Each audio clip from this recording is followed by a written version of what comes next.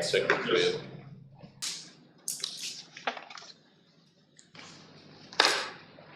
Okay, welcome everyone, and I'd just like to welcome all the councillors and thank you for your attendance. Moving on to confirmation of the minutes. Do we have anyone to move on confirmation of the minutes?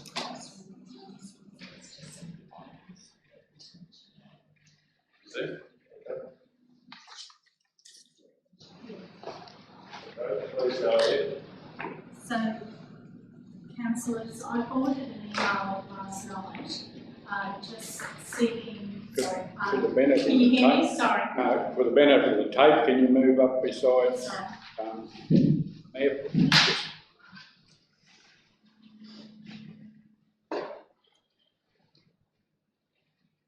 Through you, Mr. Mayor. Councillors, last night I sent an email out just seeking clarification in relation to community safety fees. The resolution read that the community safety fees for 2020-21 be set and adopted at 50% of the 2019-20 fees and charges. I just want to seek clarification that that's all community safety fees, or is it just the registration fees? All community safety fees as well. Okay. Just with that, but I thought we actually added to that resolution. I just want to make sure we're covering. I thought we added to that resolution to make sure we incorporated the horses, the ducks, the chooks, the. Yeah, that was a previous resolution. Okay. So we've got that all covered. Yeah. Yeah. Okay, we have anyone to move on the confirmation of the minutes of the 13th of May? There was a slight amendment that Kelly sent through too, wasn't there? Oh, I haven't seen that one. No, Which one is that? Changing from transition to transmission, isn't it? Yes, that's Yeah, right. yeah, it's typos. Just a typo. Right, that's all right. Okay, well I'll move on the minutes of the ordinary meeting of the 13th of May. Do we have a seconder? Councillor Ladbrook. Any opposition to the motion? No one wants to speak to it. We'll go to the vote. All those in favour? 9-0. Okay, and then we've got the special meeting on the 20th of May. Do we have anyone to move on confirming those? Councillor McMullen. We have a seconder. Councillor Burkett. Any opposition to confirmation of those minutes, moving it? That means we'll go to the vote then. All those in favour? 9-0. Declarations of conflict of interest. So we'll just start at one end and so Councillor Ladbrook, would you like to go first? C17, family members. That's it. And how are you going to be dealing with that? I'll just leave it. Yeah. So, also, what sort of conflict is that? Is it a perceived conflict of interest or a material interest? Is it to do with? No, just the family members. Yeah. Conflict. So I think you might have been on one of the petitions too. So maybe it might be material personal interest. Okay. It's up to you, but Yeah, I'll just leave it. material personal interest. Okay, you're going to be dealing with that by Leaving the room. leaving the room. Okay. Any others? Council Ladbrook, just the one. Okay, moving along. We're going round. All right. So I'll have one on C4, and I'll be declaring a conflict of interest. As the reasons, my mother had blood mitigation compensation from council in a previous term of council 2 terms ago, and I've received legal advice that I would have a perceived conflict of interest, and I will be dealing with this by leaving the room. Okay, moving around, Councillor Edwards. I've got two conflicts of interest. First one, C3, so probably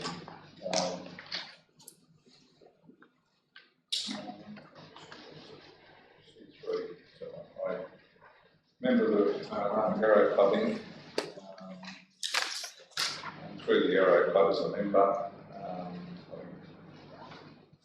as members would go outside. And the nature of my relationship is that I'm a member of the Roman Aero Club. And I will be dealing with this declared conflict of interest by leaving the meeting once this matter is discussed and voted on. And the other one is C6. The relationship, I'm related to Andrew Henning and Wendy Henning, who's, I think, for a position there, she's the wife. She's wife, because of that relationship, a benefit may accrue, and so the nature of the interest in the matter is once again Wendy is going for the position in that resolution. I'm related to Andrew, Wendy's the wife of Andrew, and I will be dealing with this declared conflict of interest by leaving the meeting once this matter is discussed and voted on. Yep, mine's in C14. Nature of the interest was I was a member of the Bringa Action Group, but I've since resigned, and it's been received by the Secretary of the Bringa Action Group. So I'm choosing to, whether I have to give it in the hands of the councillors, whether I have a real conflict of interest in this matter or perceived conflict, and if so, let fellow councillors determine that. Yep, okay. Any others? Yep. We've got to deal with Councillor Burke. We'll deal with it at the end, or we'll deal with it now? Do we have to deal with it at the time, or? Do I have to leave the room for that? Yes, you do. You have to do it. No. Did you have to deal with it once it's declared? Okay, does someone want to move that? Councillor O'Neill. I'll move that Councillor Burke does not have either a real conflict of interest or perceived conflict of interest in this matter, because he has shared with the council that he is in fact resigned from Bringa Action Group, and is accordingly free to participate in the meeting while this matter is discussed, included by voting on the matter.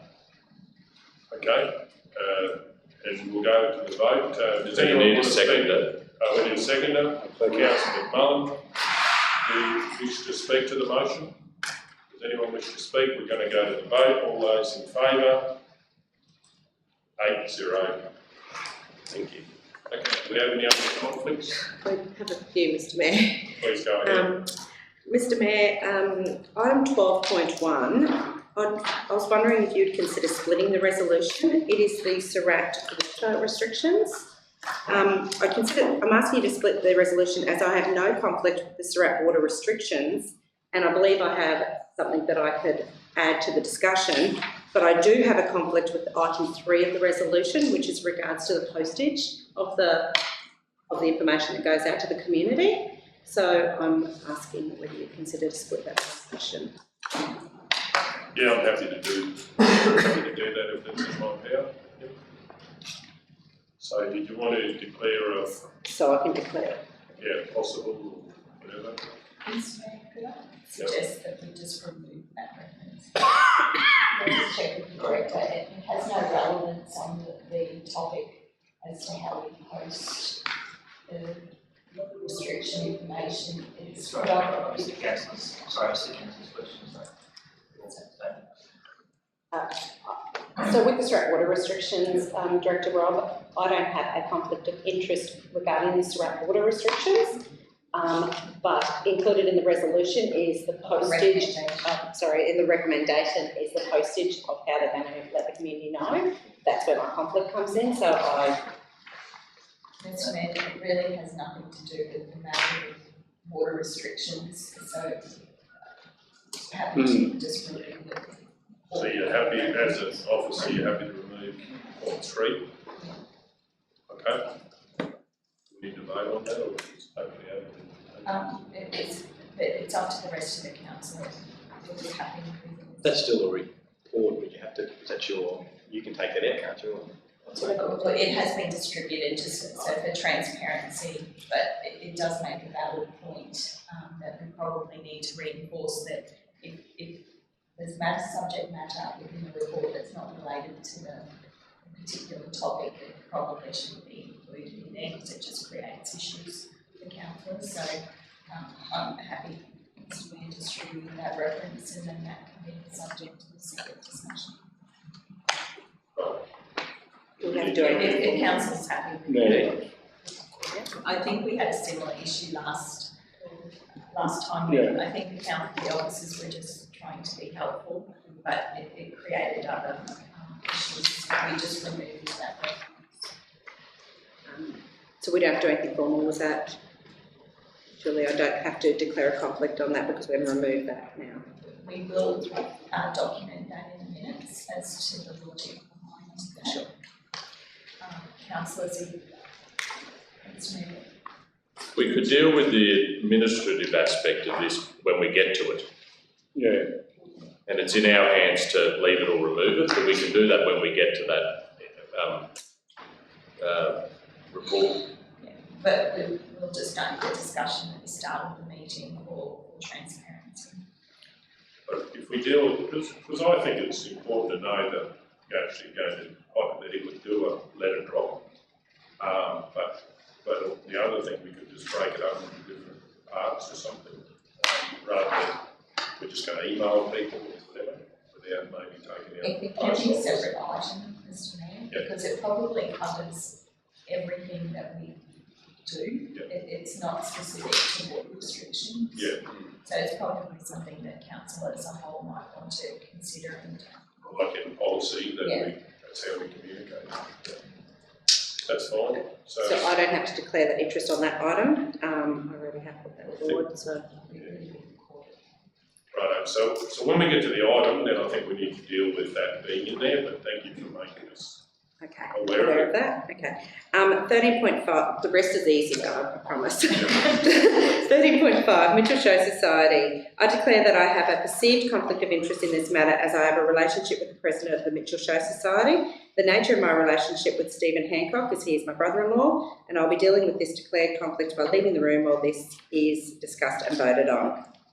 C12, the application for permit to occupy, part of Reserve Lot 124 on EG 247. I declare I have a perceived conflict of interest in this matter as I have a relationship with the applicant. I will deal with this by leaving the room while this is discussed and voted on. C14, tender specifications, production and distribution of the voluntary bulletin. Because Australia Post is mentioned in the document, I am going to get legal advice on this going forward, but for today, I declare I have a material personal interest in this matter as my husband, Graham Hancock, stands to gain a benefit or suffer a loss depending on the outcome of Council's consideration of this matter. I'll be dealing with this material personal interest by leaving the meeting while this matter is discussed and voted on. C18, realignment of Tomby Road. I declare that I have a perceived conflict of interest in this matter. My husband, Graham Hancock, operates a mail run on this road. I have determined that this personal interest is not sufficient significance that it will lead me to making a decision on the matter that is contrary to the public interest.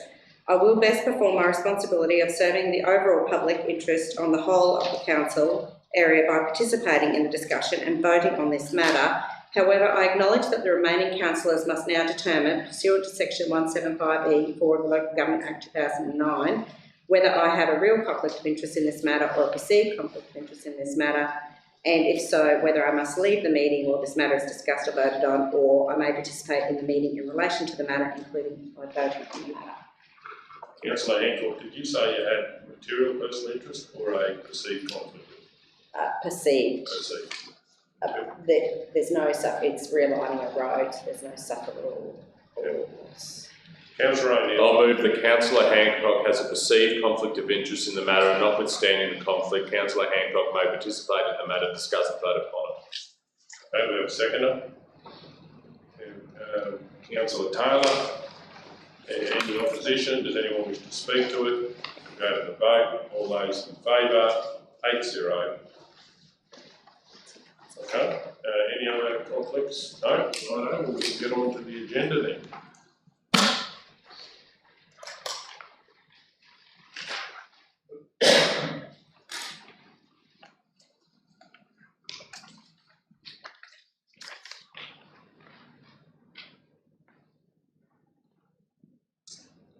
Item 10.1, proposed budget submission and financial planning standing committee and draft policy terms of reference. We have a mover, Councillor O'Neill. I'll move that Council 1 approve the formation of a budget submissions and financial planning standing committee, and 2 adopt the policy terms of reference for the committee. Do we have a seconder for that one?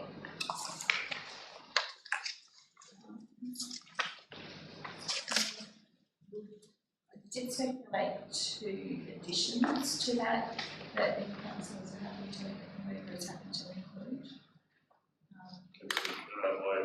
There was a few days ago. What were the main ones there? So that we could include in that consideration the planned investment program. Councillors, do you remember the email? Yeah. About that? Is there anything else or just that one?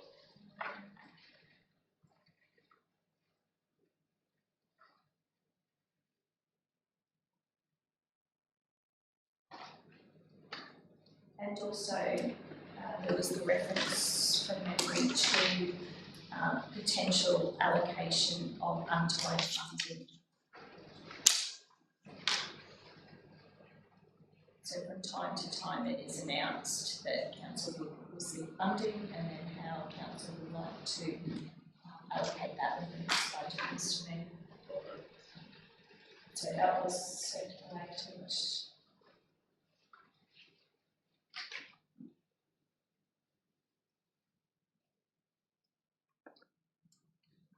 Got a date for that, do you, ex-CEO?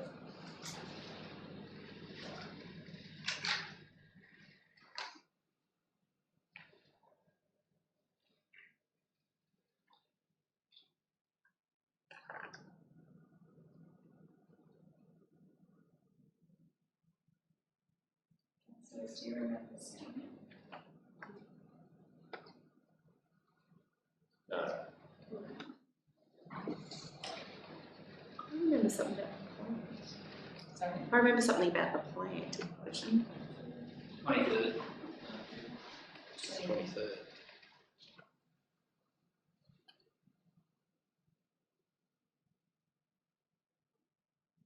Have you got it in front And of you? what time?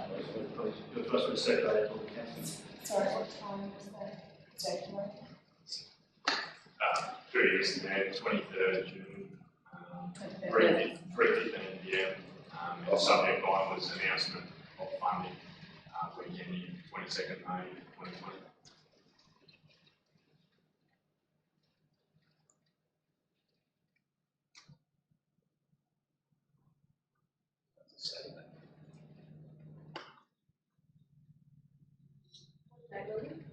Saturday the 23rd. Oh, Yeah, sorry, Yeah. Saturday at 3:15.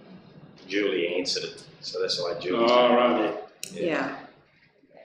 So we could also consider to the terms of reference, consideration of untied funding announcements and review of the proposed planned investment program, including results of employee consultation.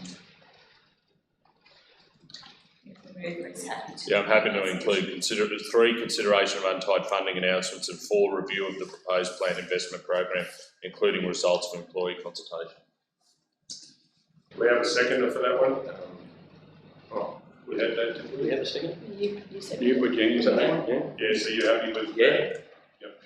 Okay, any opposition to the motion? Does the member wish to speak to the motion? We'll go to the vote. All those in favour? 9-0. Item 10.2, proposed councillor briefings and draft policy terms of reference.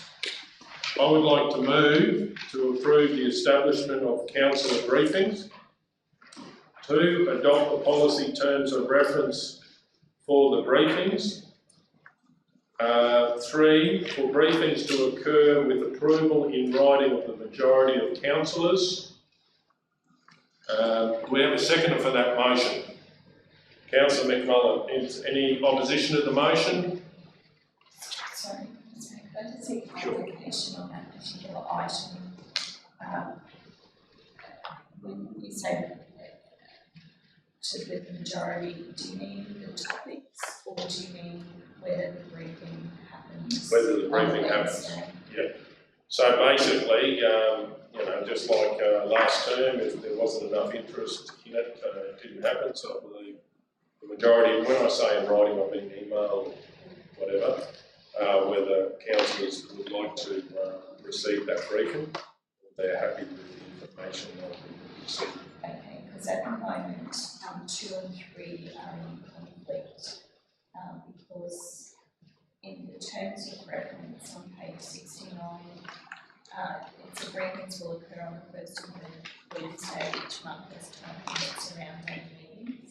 So we will need to update the terms of reference to include agreements. Councillors wish. Well, that's what I'm moving to do it, so it is subject to the approval. Yeah, that amendment. The time would be the same, but on Wednesday, but it's just whether it is needed for the majority. Mr. Mayor, I just have a question. Sure, please go ahead. What if the majority say that they don't need it, but there's still councillors that do require information to be able to make a decision? How do we get that relevant information to be able to make that decision with correct due process? I'd certainly believe that we get detailed reports that come, and we have the S27As, request for information. There's a lot of information that's disseminated by email anyway to us, so all of those issues would be available, but it necessarily wouldn't mean that we would have staff allocated to do briefings if the majority of council didn't wish that to happen. And also, as in the last term, there were some times that, like now it's going to be a very busy time, we're doing the budget, and we'll also be looking at a lot of policies, so but there'll be other times where councillors will not require it, and that's flexible rather than saying for the whole term this will happen. But just for clarity, if you're opening up a conversation here,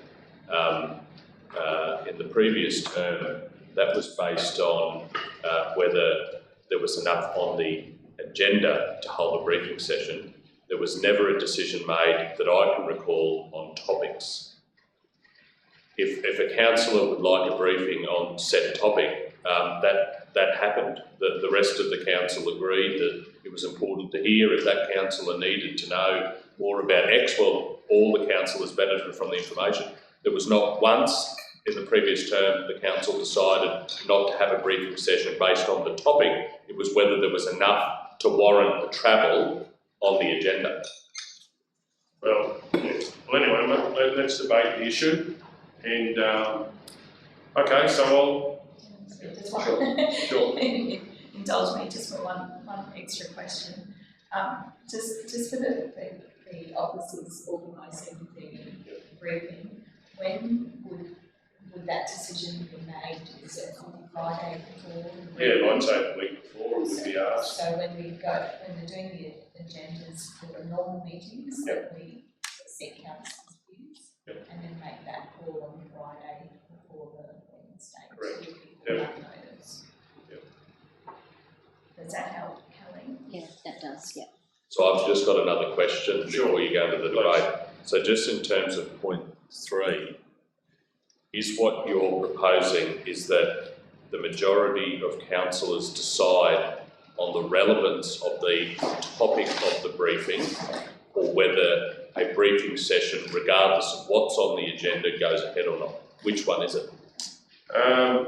Definitely, this is councillors, and I would really say that councillors decide if they wish to have briefings at that time or that week, and I'm certainly not saying that councillors don't get the information they need to make a decision, but I'm talking about a briefing in person with staff and so forth. So just again, I'm clear, council won't be deciding on whether they think a briefing topic is relevant to come together or not. It's whether we come together at all for a briefing session. So if there's 10 things that could be discussed and they're not really relevant, but if there's one important one, that we can still come in for one, is that?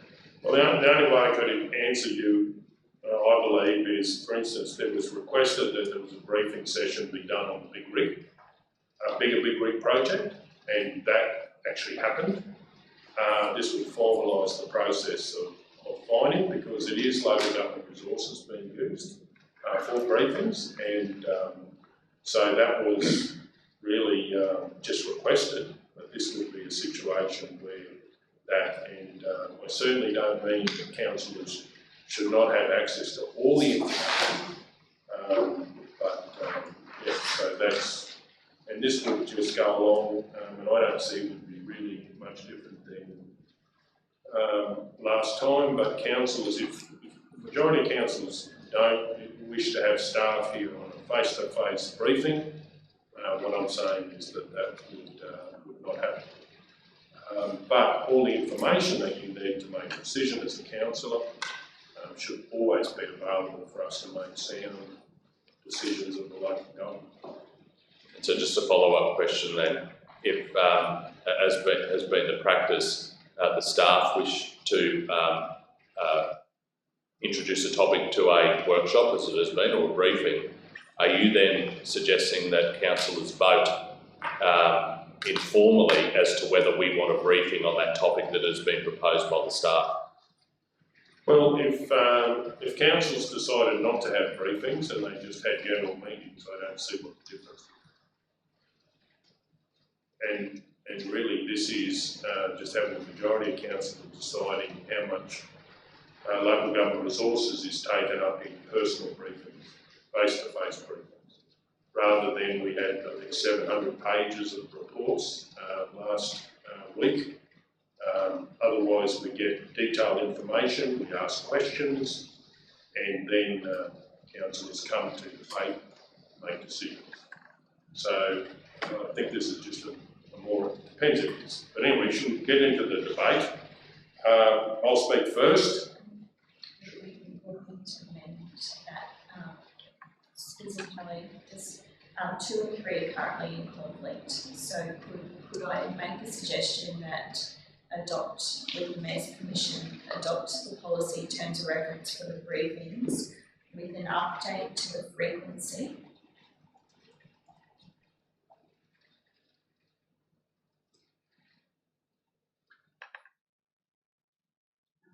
To include the following wording. And then that becomes briefings will occur with approval in writing, e.g. email. So just bring 3 up, Helen, if you could please. So this is what the terms of reference will be updated to read, that briefings will occur with approval in writing, in email from the majority of councillors.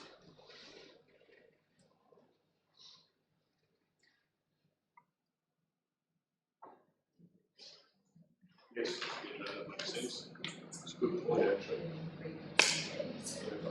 Asking is that we replace that and we insert that briefings will occur with approval in writing, informal approval. Yeah.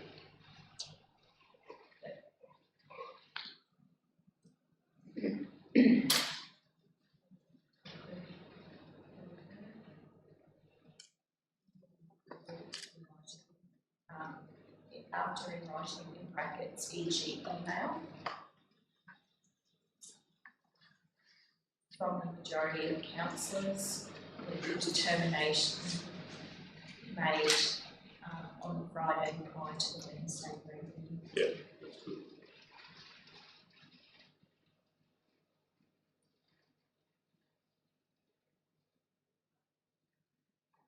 So Cal, the 3 is amended then, and it just says, you can put it in italics because it will actually replace that section with terms of reference. Yeah, we don't need that. So that council approved the establishment of council briefings, adopt the policy terms of reference for the briefings with an update to the frequency to include the following wording. Briefings will occur with informal approval in writing, e.g. email from the majority of councillors, with the determination made on the Friday prior to the Wednesday briefing. Correct. Yeah, that's is your intent. Yep. Spot on. Is the seconder happy with that? Yes. Okay, I'll speak to the motion. I'm certainly very aware of local government staff and resources, and I would like to see that the staff are just not disturbed as much as possible, allowing their week to be fully on delivering operationally and delivering the policies and budgets and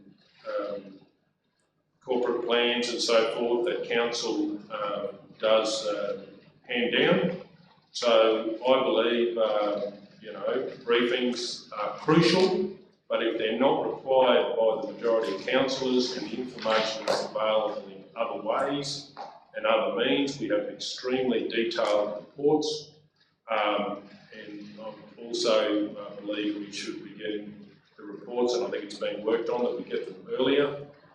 These are efficient ways. Local government needs to keep evolving, and this is certainly a way that we can make sure that if we do have briefings and needed, that they happen, and also, but it's an efficient way for the organisation to keep running and focusing on their responsibilities. Would someone wish to speak against the motion? Councillor O'Neill. Mr Mayor, I'm not speaking against the first part of the motion, which is to approve the establishment of council briefings. I'm not speaking against that element because I think they're vital. They're vital to good decision-making, good governance of this council. Having sat, having the honour of sitting around this table for the last 8 years, I've seen the value in us coming together for briefings from staff that are experts in the fields in which they're employed to provide the right information upfront, in person to councillors, so that we can test what's being shared with the staff, but test what's being shared with the other councillors to make sure that we're ultimately going to make the right decision. I think these are absolutely vital in times when there haven't been significant changes to a council. We've had a massive changeover to this council, and with that comes a steep learning curve, a learning curve that I experienced in 2012 and saw great value in coming together as a team to talk about, to workshop, to get briefings from the relevant staff, and of course glean from the experience that sits around this table to make sure that when we come to an ordinary meeting, a general meeting of council, we are as informed as we can be on the matters before us, and we make the best decisions possible. I think for us to be making decisions on whether topics of briefings should occur or not is poor governance. If we're making a decision whether there is enough on the agenda to hold a briefing session, I'm okay with that. That is consistent with what's happened in the past. But I've never been involved in 8 years in determining whether a briefing session with the topics on the agenda should go ahead or not. Because whilst I might be across a particular issue, other councils may not, or vice versa, and I just think it's really important that we offer the opportunity where we can, through regular briefing sessions, the opportunity for councillors to be, as I said, informed as best they can when they're making the decisions that ultimately impact the residents that have put us here. And so I don't support part 2 of the resolution, but I do support wholeheartedly the establishment of councillor briefing. Okay, Mr. Mayor, sorry, just not say much for and against, but another option, could we look at Skyping or whatever the terms are for staff that are out there, still with regards to briefing, so they don't have to drive in? If the technology allows us to, say I'll use, say, Manager Tanya Mansfield, could Skype in instead of driving all the way in? We do that at times, because normally when we're in the chambers, we have teleconference facilities, so we can bring people in if needed. It just depends on the volume of reports that she has available for council to discuss with, but if it's a very short conversation, it's just not worth it. That's true. The other thing is, I agree with both sides, but I think this just allows that flexibility either way, but I suppose it's up to the majority. Okay, so we'll just hear from each individual council. Well, I think we'll go Councillor Hancock and then Councillor Taylor. Please speak.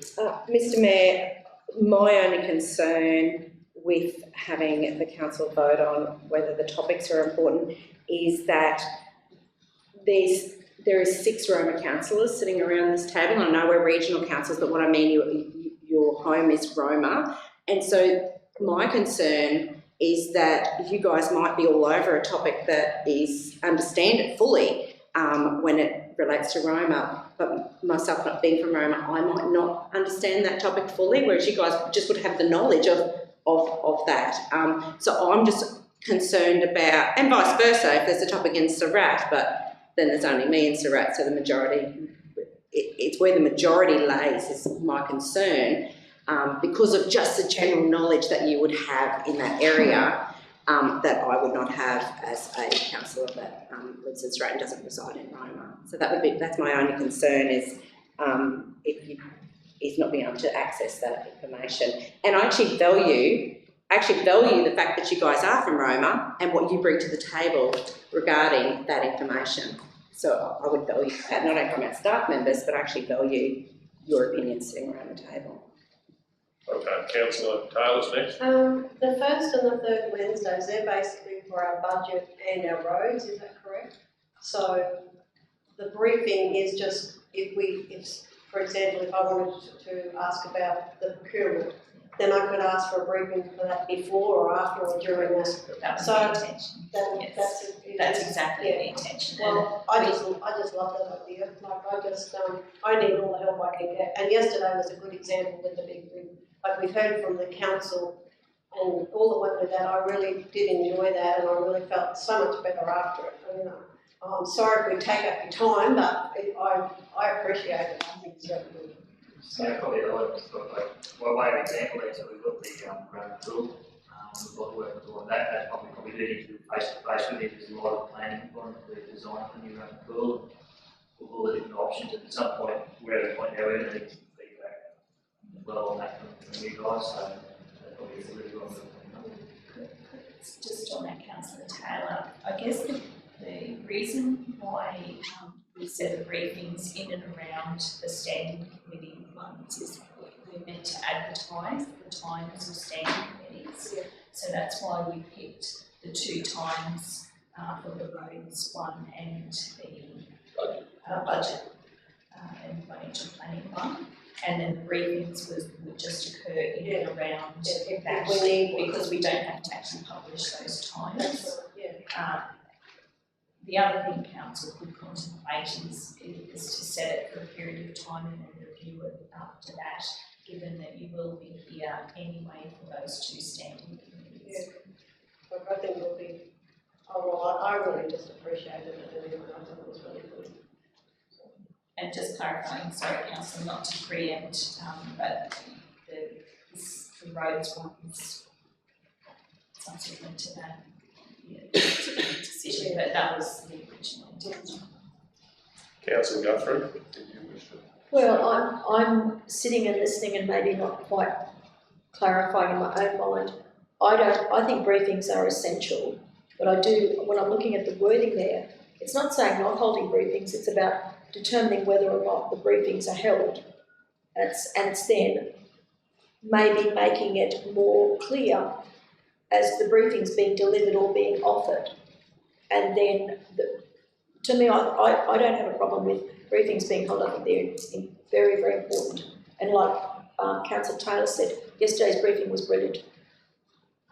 My understanding of what your suggestion, Mr. Mayor, is to confirm that the majority are in favour of holding the briefing on a particular day. Yep, correct. Councillor McMullen? Like we just mentioned, the standing committees, they're actually meetings, which is fine and good. If we're going to have briefings, they should be meetings, not open briefings, because we're discussing confidential stuff in an open. I know there's no one there, but it's in an open environment. But we never move a motion to say we're going into closed, and I believe we should be moving a motion to discuss. Sorry, Council has adopted the confidentiality procedure as one of its first items of the new term, and that defines confidential as the briefings. So it's automatically captured by that. And I still, as I said, I've always believed we should have an extra meeting if we need to every Wednesday or whatever, 4 Wednesdays a month or something like that. That's my opinion. Okay, Councillor Ladbrokes, did you wish to say anything? I just feel, like with the briefings, if it's important, that everyone comes, but if there's only 1 or 2 people or 3 that's confused, there is enough resources in the council that we can ring the council or pop in ourselves and get it sorted like that. But there's no point in all of us coming in for 1 or 2 people that are confused. Okay. That's how I see it. Right, so I think part of the standing orders is that we all should speak once, so we might keep to that. Councillor Edwards is the last one. This is very democratic. Yeah, look, just, basically, just what Councillor Guthrie said, just changing something which is absolute there into something which probably should be more relative, I think. And I just reckon it's a democratic way of doing it. And that's pretty much all I can say. Democratic way of doing it, and that is we're not saying people can't get access to everything. You can still get access to everything. You can ask questions. You can get the agenda much earlier if you want to. Go for section 170As. There's plenty of other things you can get information. So all the options still. All the options still have. There's still plenty of options there, I think. So I think it's very democratic. Okay, and I'll just sum up. I've got a question. Please, go ahead. Through you, Mayor, to the CEO, just in relation to the final dot point there, briefings will occur with informal approval. Given that that decision, whether it goes ahead or not, has it a question around resources of council officers? That decision needs to be made in the general meeting of the council. That can't be made informally across email.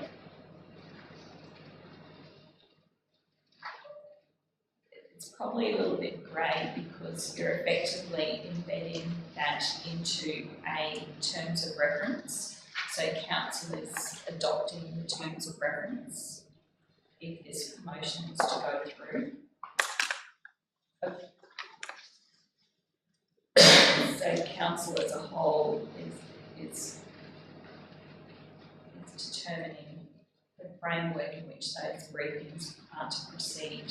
We'll still be making a decision based on the allocation or not allocation of resources, whichever way that was to go, on staff.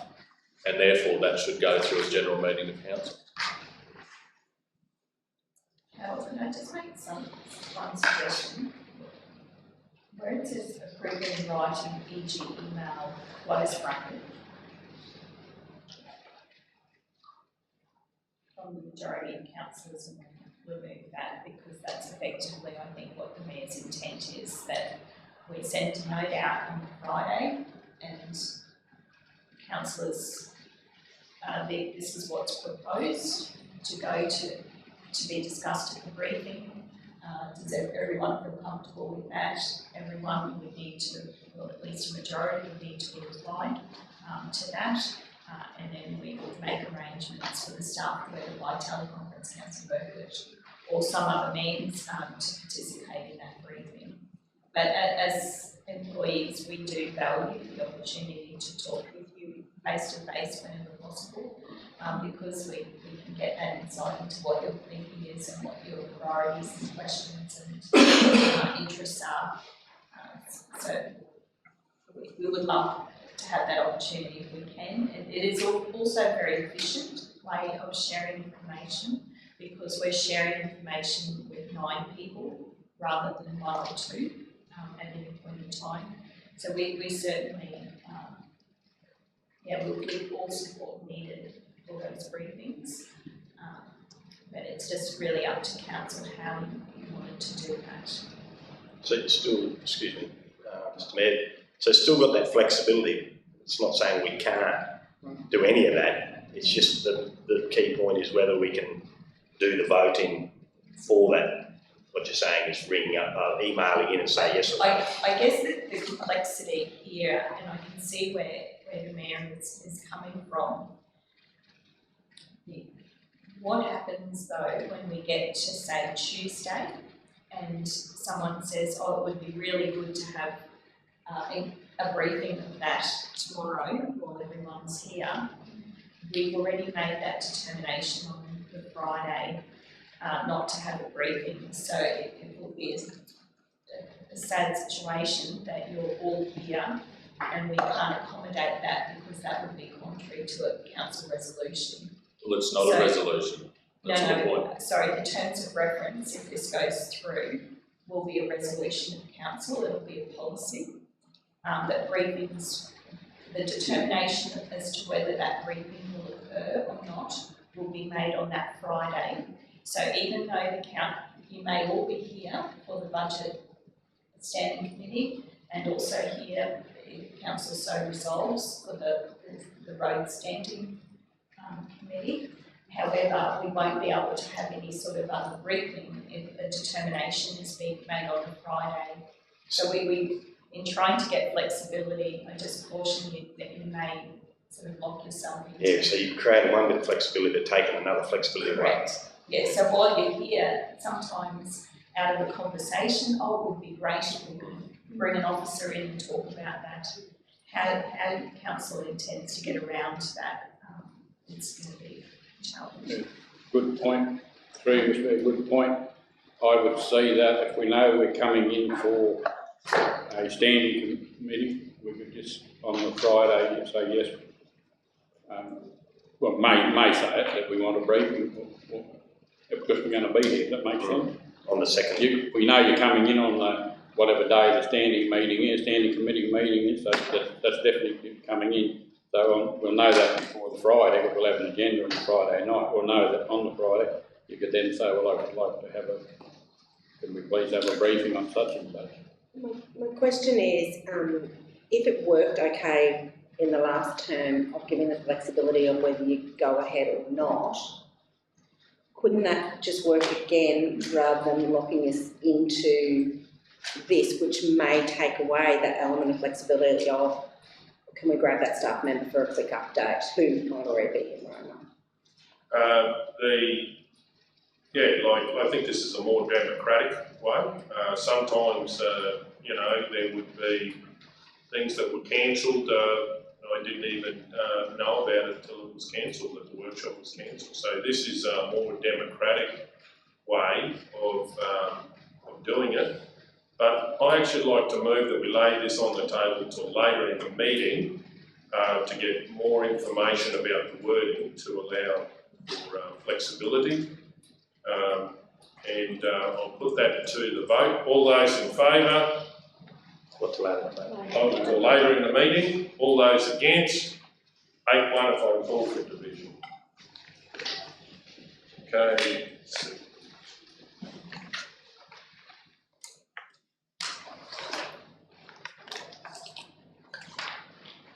Item 10.3, proposed local road standing committee and draft policy terms of reference. I would like to move that council not approve the formation of a local road standing committee and not adopt the policy terms of reference for the committee. We have a seconder for this motion.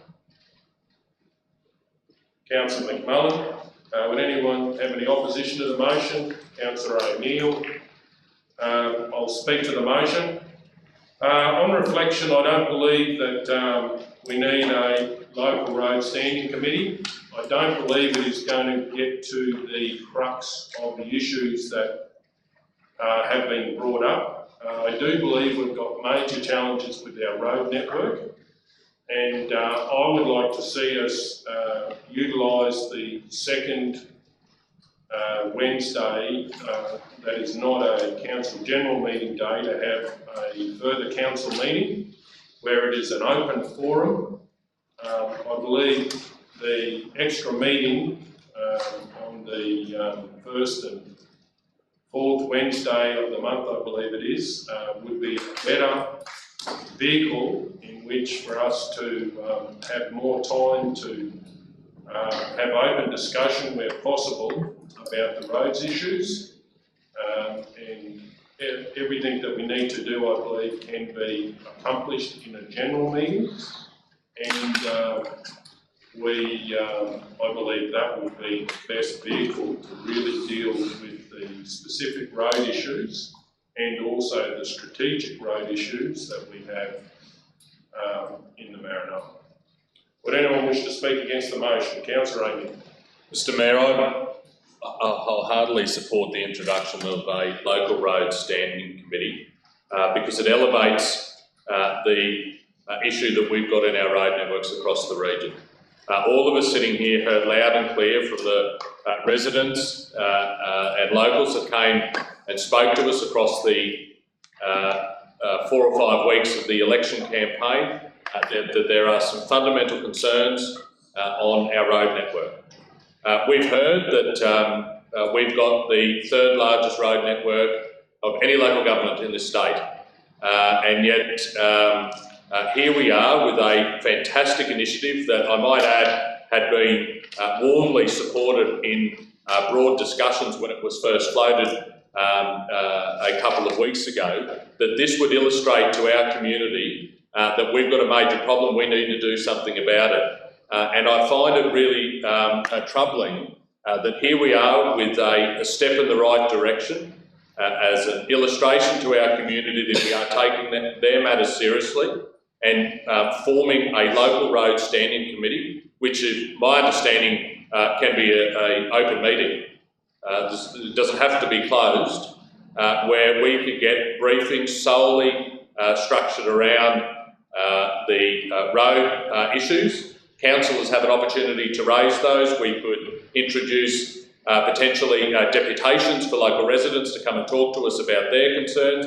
There's a myriad of possibilities that we could do with the local road standing committee, and I think if it's not supported today, it's an illustration to our residents that we aren't taking their concerns as seriously as we should, and so I fully back the recommendation here to introduce a local road standing committee, of which I think there are a number of new councillors that have in their election campaign spoken about how important roads are, and I think one of those councillors would make a fantastic chair of the road standing committee, and that would be a further illustration to the community that we are taking this matter as seriously as we should. Will someone wish to speak in favour of the motion? Mr. Mayor, could I just seek clarity about the motion? The first two, that not approve the formation and not adopt the policy, but is there a third point there about an extra meeting per month? Oh, well, I'd like to put that in if we have the flexibility to do that. So can I have some advice on that? I'm just seeking your intent, Mr. Mayor, just to help you with the wording. Yes. Because if the intention is to have another meeting, was that on the first and fourth, first and third. First and third, would it be on both? Yes, I think so. So effectively a weekly Yes, meeting? weekly meeting, focusing on roads as well as other things, a general. That was going to be the second part of my question, is it going to be exclusively roads or, No. Excuse me, Mr. Mayor, I'm just a bit confused. So we're getting rid of an avenue to have a meeting about roads to create another meeting to talk about roads. Yeah, well, we might just get this motion down so you can have a look at it. So the other complexity that I see, and I'm not trying to be problematic here, but we have set our ordinary meeting calendar, which is the second and the fourth Wednesday, so that this is going to be in conflict with that because we're going from fortnightly meetings to weekly meetings. Perhaps if this is your intent, Mr. Mayor, the safer approach might be that we go to council, further discuss an amendment to the meeting cycle to consider additional meetings during the month, so that we're just considering we're not going contrary to council's fairly recent resolution about that particular matter. Yeah, that's why it wasn't actually put in this motion, but I'm happy with that because it gets the ball rolling to think about it if it's supported. Mr. Mayor, with the intent, we don't, probably for a while we probably would, but we wouldn't need to lock every first and third meeting in. Maybe as required or something? Yeah. I can't advertise as required. Anyway, so I guess we do have more flexibility with special meetings I was just going to than say, we do with ordinary meetings. special meetings, and we can just special meeting. needs the time, something comes up, we need to have a meeting, it can be called. Well, perhaps then taking on board Councillor McMullen's point and the Mayor's point, we could further discuss the potential of special meetings outside the advertised ordinary meeting cycle to consider local road and other strategic matters. Yeah, correct. And also, and other matters. Yeah, and other matters. That gives a little bit more flexibility to Mr. Mayor, I think, to cover other topics that might arise. So, is that what you're essentially asking? Through you, Mr. Mayor, with a special meeting, I know we've only got 3 days or whatever it is, but we could call it 2 weeks early, couldn't we, to give landholders or people plenty of warning that we're having the meeting and if they've got the issues coming and. So the difference here is that these would be decision-making forums, and I think that's what you're intending. Correct. Yeah. So, Mayor Golder, we still have, like we agreed, that those special meetings every first and third, that 2 or 3 hours of those were still about roads. Yeah, well, like this is without having point 3.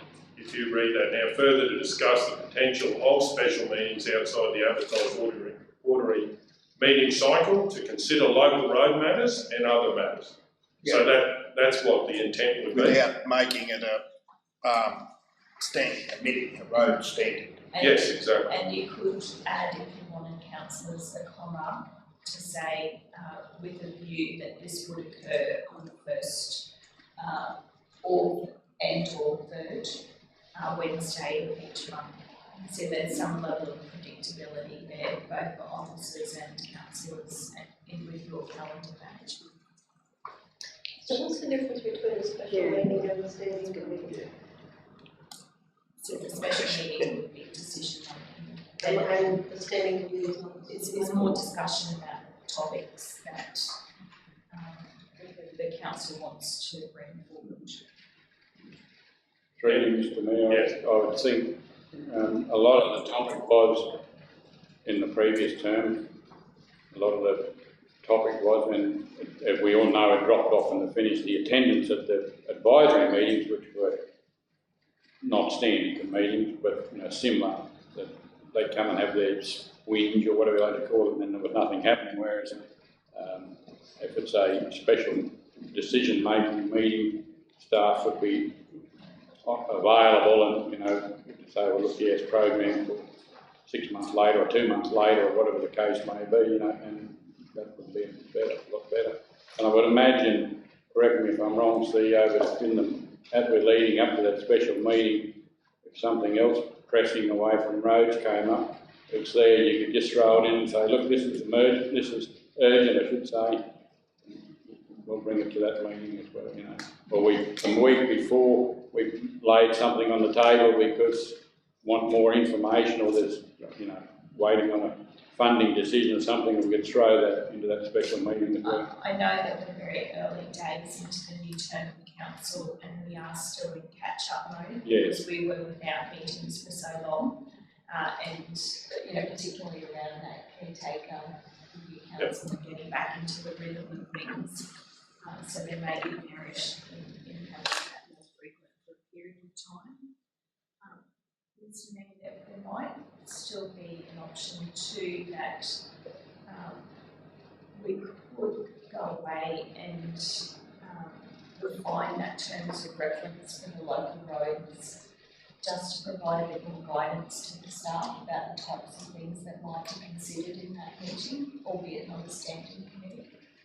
Yeah. Would that help? Yeah, I'm happy to have that, as long as it doesn't limit us, because sometimes I believe we can have a small issue that council may need to decide, extra funding or whatever it is on roads that could solve an issue, and this is a decision making, and Councillor Taylor, the big difference is council could make a decision on that day. A lot of the time for good governance, you'd ask for a report to be done, so you have all the information. But there is times where, that you just need to make a decision. And I also would like to see that this is not stressing the organisation, because if they have things that are not lining up with the agenda of the ordinary meeting, they could come here and be dealt with as well. So it can speed up. So basically, you nearly get a decision most weeks if it was not too tight for one, but could fit to the other. My concern would be that it gets lost again. It says, you can bring it to a meeting, or you can do an ordinary special meeting or whatever it's got there.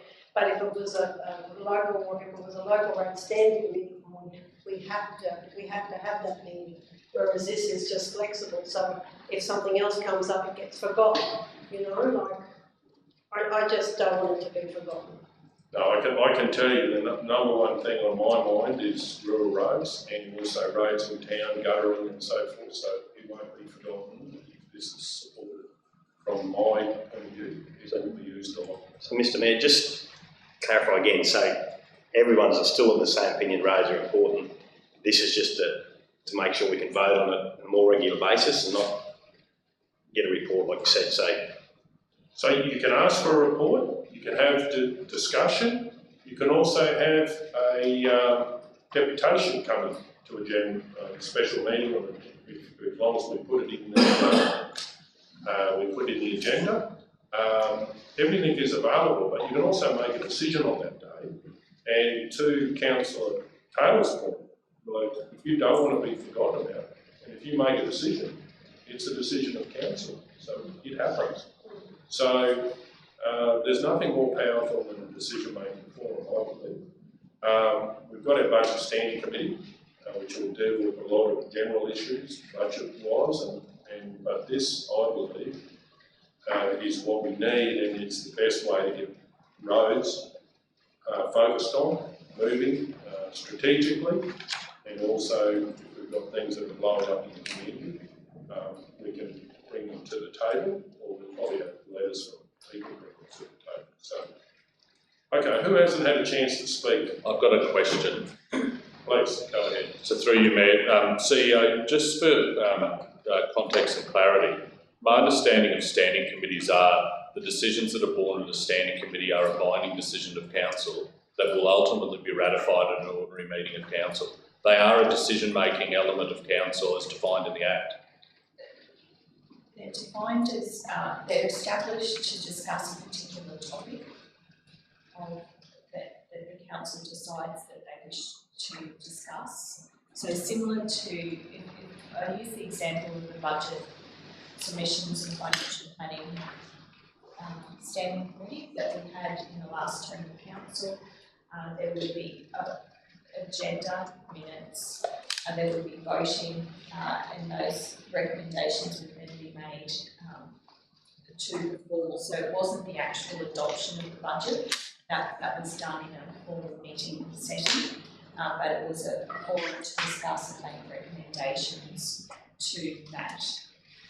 The only other, with your permission, Mr. Mayor, suggestion is that point 3, the reason I'm suggesting that we say further discuss the potential, because we have a resolution on the books from, I think, one of our first meetings, where the council asked to have a look at bringing forward the agenda deadlines. Yes. So we just, we've got, the agenda's laid out there, I think, having a bit of a primary. We're just trying to work out how that will pan out with a weekly meeting cycle, because it could mean that we're not finished the last meeting before we're putting agendas out for the next meeting. So we could have some issues there that we just, some practical measures, particularly if we want to bring that quite well forward to the Monday. So we will just need to look at the mechanics of all of that. Yeah. 2 Kellys. The resources as well, if council decide to go that way. Now, who hasn't had a chance to speak or would like to speak, please? Councillor Guthrie. Mr. Mayor, I'm just very, very mindful of how topical this particular subject is and was, so that when we went around as candidates, this was one of the big ticket items that those in the Maranoa were articulating. Stories of road circumstances and the emails that we are receiving horrify me, and I believe it's something which needs to be attended to. If the holding of the special meetings, additional special meetings rather than standing, I just think that we need to be able to be acting. It's all very well to be aware that we need to be doing something, but I do think we need to have a process where we can actually show our Maranoa residents that we are fair dinkum and really serious about making a difference. So my feeling would be whichever of these options is actually going to be, from a practical point of view, the most successful, I would be in favour of making sure that we are doing something, because the mechanics of council sometimes is a little bit slower, and I'd like to think that we've got a very good understanding about all of the roads in the Maranoa, and we're actually then prioritising and having things happen on a reasonably speedy basis, because there are some concerns and many concerns being expressed that need to be addressed as of yesterday morning. They need to be done very, very quickly. And I think by having additional special meetings and the passionate people and the fact that people are watching the streaming, I would like people to see that we're actually addressing this as a high priority.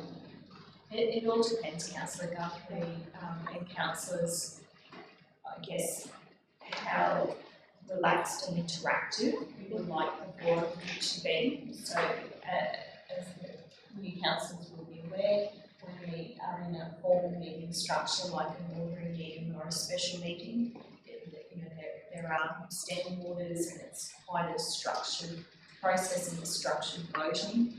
whereas you have experienced a few briefings now where it is very relaxed, very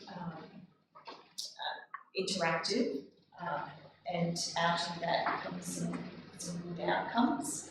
So that's why we thought the standing committee was a good middle ground. It was a little bit more formal, but still had those relaxed elements where you could have that open conversation, I guess, with people around the table about those particular topics.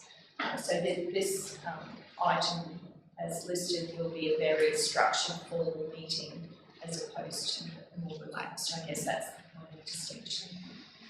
Okay, just double checking the second, are you happy with that motion? Yes. As it reads up there? And I'm happy with that change. Councillor Hancock? Through you, Mr Mayor, CEO, but decisions could still be made at these standing meetings that go to get ratified act. I'm really trying to understand The standing the committee difference. is more discussion. Yep. But can we make a decision? Making would be at your ordinary or your special. So you'll wait another week. So it would be the next week that we could implement that. Any decision that we make out of a standing committee meeting. I really like the focus of a standing committee meeting because I think that's our focus. And I agree, Mr Mayor, we've got lots of stuff to talk about regarding the roads, and I think it's going to look messy getting all that information together and actually understanding it. And so I am a bit concerned about the formal process of not the outcome, because the outcome does need to be quick and we do need to be able to react, but I am concerned about the formal process of the special meetings or the open meetings. Can these standing meetings be taped? Can they be open to the public? When COVID goes away, can they be open to the public? Like, I'm just trying to understand the difference between them. But I do like the focus that we're putting out to our community that we're serious about. And Mr Mayor, if I can just clarify in terms of the decision-making power, the standing committee can have the entire power of the local government. Local government may by resolution delegate a power under this Act, being the Local Government Act, to a standing committee or joint standing committee of the local government. So, through you, Mr. that's effectively what we're going to do anyway. But by making the ordinary same, it'll end up being the same as an ordinary meeting. But the minutes have to be ratified in a general meeting, is that correct? The minutes would have to be ratified, just like a special ordinary meeting would have to be ratified at the next meeting. So, Councillor O'Neill, when does the decision come into action? Well, my reading of the Act is if the council delegates the authority to make that decision to the standing committee, it comes into effect of the standing committee. You've delegated that power. It's section 257, delegation of local government power. So obviously what we're saying is, from what you're saying it happens, but in the last meeting it was ratified at the general meeting when we had a standing committee budget. But, you know, for this debate, we've all heard what Councillor O'Neill has said. Oh, just to be clear, sorry. Yep. The previous term of council, I can't recall a resolution that delegated the power to the Budget Standing Committee. By adopting a standing committee, you don't automatically delegate the power. You have to, by resolution, delegate the power to that committee. Could we just simplify, Mr Mayor? Sure, Because, okay. on that particular matter, that might influence council's debate. I'll move, we lay it on the table till further in the meeting to get legal advice on Councillor O'Neill's point. All those in favour? 9-0. Okay, moving on.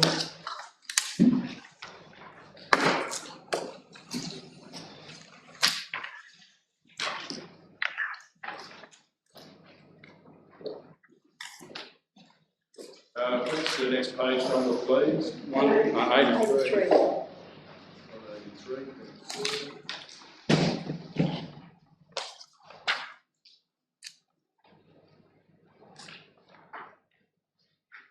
187? No, 83. 83. 83.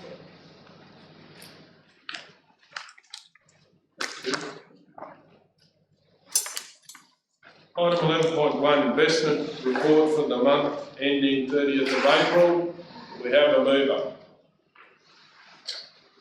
Mr. Councillor Mayor, Hancock. I'll move that the investment report as at 30 April 2020 be received and noted. We have a seconder. Councillor O'Neill. Any opposition to the motion? Does the member wish to speak to the motion? No, thanks, Mr. Mayor. All those in favour? 8-0.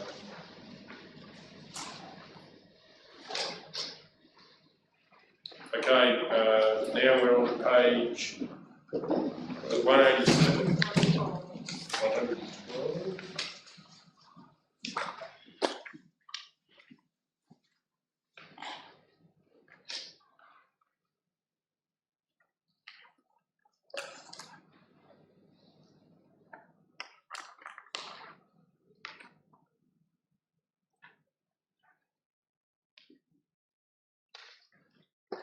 Item 11.2, monthly financial report for the month of April 2020. Do we have a seconder? A mover. Councillor McMullen. I'll move that the monthly financial report for the period ending 30th of April 2020 be received and noted. We have a seconder. Councillor O'Neill. Any opposition to the motion? Does the member wish to speak to the motion? No, thanks. Anyone wish to speak? We'll go to the vote. All those in favour?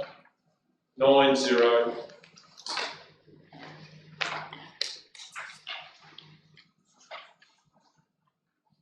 Okay, what was the next one? 123. 123. Mr. Mayor, this is the one that we'll need to deal with this, the resolution. Sure. Please. Okay, we'll deal with this as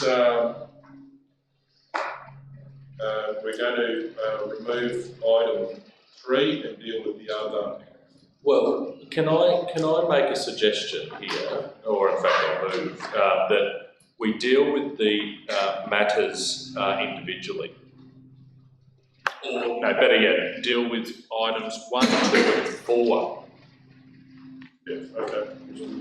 So, we have a seconder for that, Councillor McMullen. I move, but it's already moved. You've moved, have you? Yeah. No, I'm just moving procedurally that we deal with those matters separately. Yep. Which is, which you can, I'm making the suggestion, so you as the chair can accept that, and if you don't, then it goes to resolution. But Right, I'll accept we do that anyway, that's what the board's wanting to do, so, yeah. Mr. Mayor, can I move? Yeah, please go I ahead. move that 1, council receive and note the information contained in the report in relation to the Surat water consumption. 2, approve further restrictions removing all watering from Mondays commencing May 8th to June 2020. The new schedule proposed is as follows: Wednesday, Friday, Sunday, East May water; Tuesday, Thursday and Saturday, West May water. Watering is only permitted from 6 a.m. to 10 a.m. and 2 p.m. to 6 p.m. Authorise the lifting of the restrictions on the 1st of July 2020. And dot point 5, write to the Department of Natural Resources, Mines and Energy, advising them that with the possibility of exceeding the Surat water allocation, Council have reduced the permissible watering hours. Okay, and I'll second that motion. Is there any opposition to that motion? I just have a question on it. Sure, please go ahead. Just Councillor McMullen, would you agree to adding another dot point to update the community of their current allocation usage? Yeah, for sure. Please. Yeah, no problem. And just a question through you, Mr. Mayor, Sure. to the officers. Just wondering how the Surat community has asked for an update, how their water allocation is going. Over the years, we've had this discussion with the Surat community, and I'm just wondering if we can again update our community, probably whether it's going into summer or coming out of summer, or another means of updating the community, but just pushing for the community to be updated. David. That's right, we've had a discussion, we've had different needs, we want to look at what we do is put it on the website, for their applications, but not everyone has a look at it. So I just said to Graham and the council there separately there before, so maybe what we can do is $100 get a sign done, just as the water treatment plant, just with the allocation, so it's 80 metres, 10, 20, 30 or 80, just have it, so you can actually move it up, a little bit like a fire rating, signs that you see, low, medium, high, or some of those signs you see there where people are trying to raise so much money and see your target, so we thought that might be good. If we get a metal sign put it inside the water treatment plant, as you're driving around, you can actually see where we're at. It's secure in there, and it's not any position on the staff. They can just do it each month. They can just, when they do the reading of the water treatment plant, they can adjust it. So we did put it on the website, but we've talked about the effectiveness of that before. Not everyone reads it, so maybe we thought that might be an idea to get a sign made up. I love that idea. I think the Surrey community would really appreciate that. And my second question was, through you, Mr. Mayor, does the town, I just note that the town and surrounds leader is not on the report. Does he know about the restrictions coming up and how will that affect their watering times for our town and surrounds? Yes, Mayor. The Conference Zoom manager was going to speak to Wayne Wheeler about that. Something is aware of it. So maybe we can add another dot point to Councillor McMullen's motion about the sign, purchasing a sign. I think the Surrey community would really love that idea. Yeah, do we need that, Mr. Mayor? No, You can just add. we can add it if you wish. I'm quite happy to add it if you need it. So the director was saying it's probably operational, is happy to deal with it, if you're happy to deal with it. Is that correct? I'm happy to see what it looked like. Councillor feedback to the And perhaps just endorse the concept of the sign. Yeah, that would be great. What's that be dot point 7? And what would you suggest in council then? Endorse the concept of sign specifying. You're getting it right, Cal? Yeah. Specifying The current usage, the water allocation, the current water allocation usage. Progressive water usage, you're saying? Well, that's point 5, update the community of their current allocation usage. Did you want to endorse the concept of signage specifying watering, what is it, times or what? No, it'll be the progressive use of the, that was the intention. It's still signage on progressive use rather than natural watering times. Yeah, no, it's not about the watering times, it's about the allocation. How close, Yeah, the current allocation usage.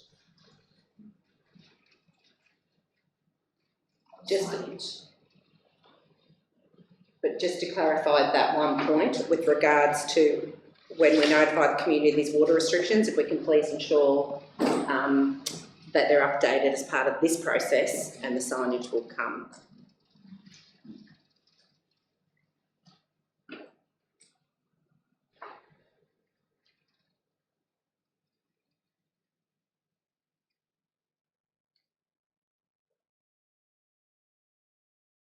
Councillor McMullen also, I'm wondering, as on the seconder, I'm asking whether we could have another dot point.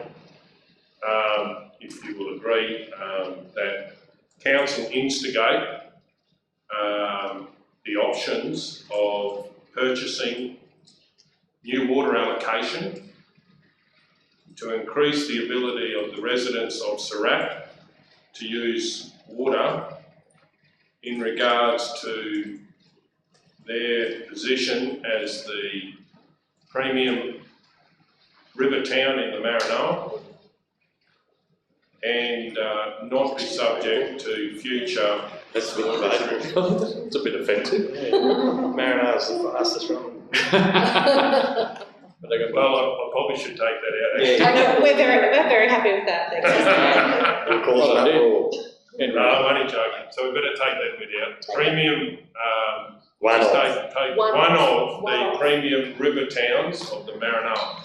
One of. So we put that in there, Kel. One of. And not be subject to further water restrictions. So So just for councillors' benefit, if this was supported, this will probably take 12 months at least, because you have to go and do a lot of due diligence about buying water, offer it to other people. But it would start the process so that Rivertown, when it looks like there's ample water, we've only got a certain allocation, and that's part of our issue. Mr Mayor, I'd agree with it, but we need, Kelly's ready to change that word zero. Should be additional water allocation. Yeah. I believe. Additional, that's Just a question, Mr Mayor, I probably have to ask the officer through you, but I'm just wanting to make sure that that won't jeopardise our application for our water allocation for the board. This through you, Mr. That won't jeopardise that. No, this is actually purchasing just like an irrigator, and there's a licence down there that no one's using. Apparently you've got to offer it to other people. There's a big process in it. But in the end, and I think the history was that the allocation that Surat was probably using for many years never really understood what they had, and they were maybe using over it. So this is a way that we actually bring it in line with the usage, rather than running out every year. Mr Mayor, what you're referring to is purchasing off a private entity that's not using it, not going to the department. No, so it's not going right. Well, there was 12 months or 2 years ago, there was an allocation just up the downstream, a bit that wasn't being used. So that is correct. Because we have tried previously, council to go through the state and increase allocation. And I understand they didn't go anywhere because they were reserving that for irrigators and that down further down the system rather than that, but the private one that may be an option. Okay. Righto, and is the mover happy with that? Yes, Mr Mayor. Okay. Any opposition to the motion? Does the mover wish to speak to the motion? Mr Mayor, I'd just like to add, why I added dot point 5 for the existing councillors will remember, the new councillors that when we got into difficulties, we got 2 years ago I think, with the water allocation, we had a hookup phone call with one of the people from the department, and he stated like at that time we had to tighten the belt on the watering hours. By doing that, we were showing that we would trying to reduce the usage for the next 3 weeks or whatever it is, 5 weeks. And he said it would be very unlikely we would get fined. So why I put that in, because I think even with the tightening of the hours, we're probably still going to go over that allocation a little bit. I might be wrong, but I just did a quick calculation on average. Okay, anyone else wish to speak? If not, we'll go to the vote. All those in favour? 9-0. And then Councillor Hancock, did you wish to leave the room? This is where you're to declare. Yes, I'm going to declare. I declare that I have a material personal interest in matter 12.1.3 as follows. My husband Graham Hancock stands to gain a benefit or suffer a loss depending on the outcome of council's consideration of the postage. I'll be dealing with this matter by leaving the room while the matter is discussed and voted on. Okay, thank you, Councillor Hancock. Councillor Hancock is leaving the room.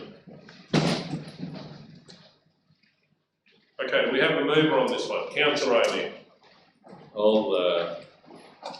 I'll move that council inform the Surat community of this restriction and all other matters as per the previous resolution through a letter drop through the Surat post office, and that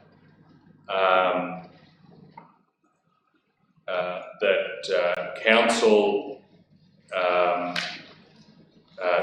and that council seeks for a policy to be developed in relation to all mail outs for council information going forward, and it will be presented at an upcoming council meeting. Could I suggest, Councillor O'Neill, that we Investigate, yep.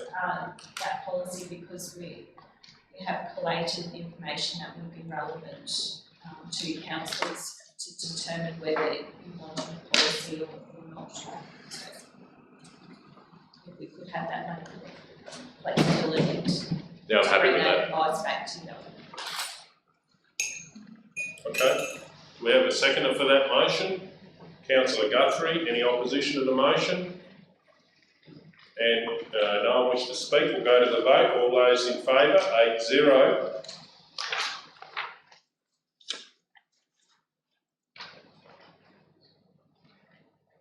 Okay, do we have the next page number? 127. 127, thank you. Page 127, item 12.2, community consultation, Surat and Yulbar boards. Just waiting for council, I think.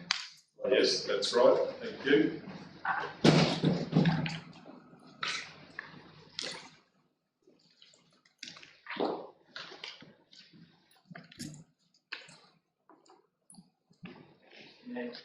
Just the, that flyer was, that's not the draft, there is another array of drafts, which you haven't actually seen.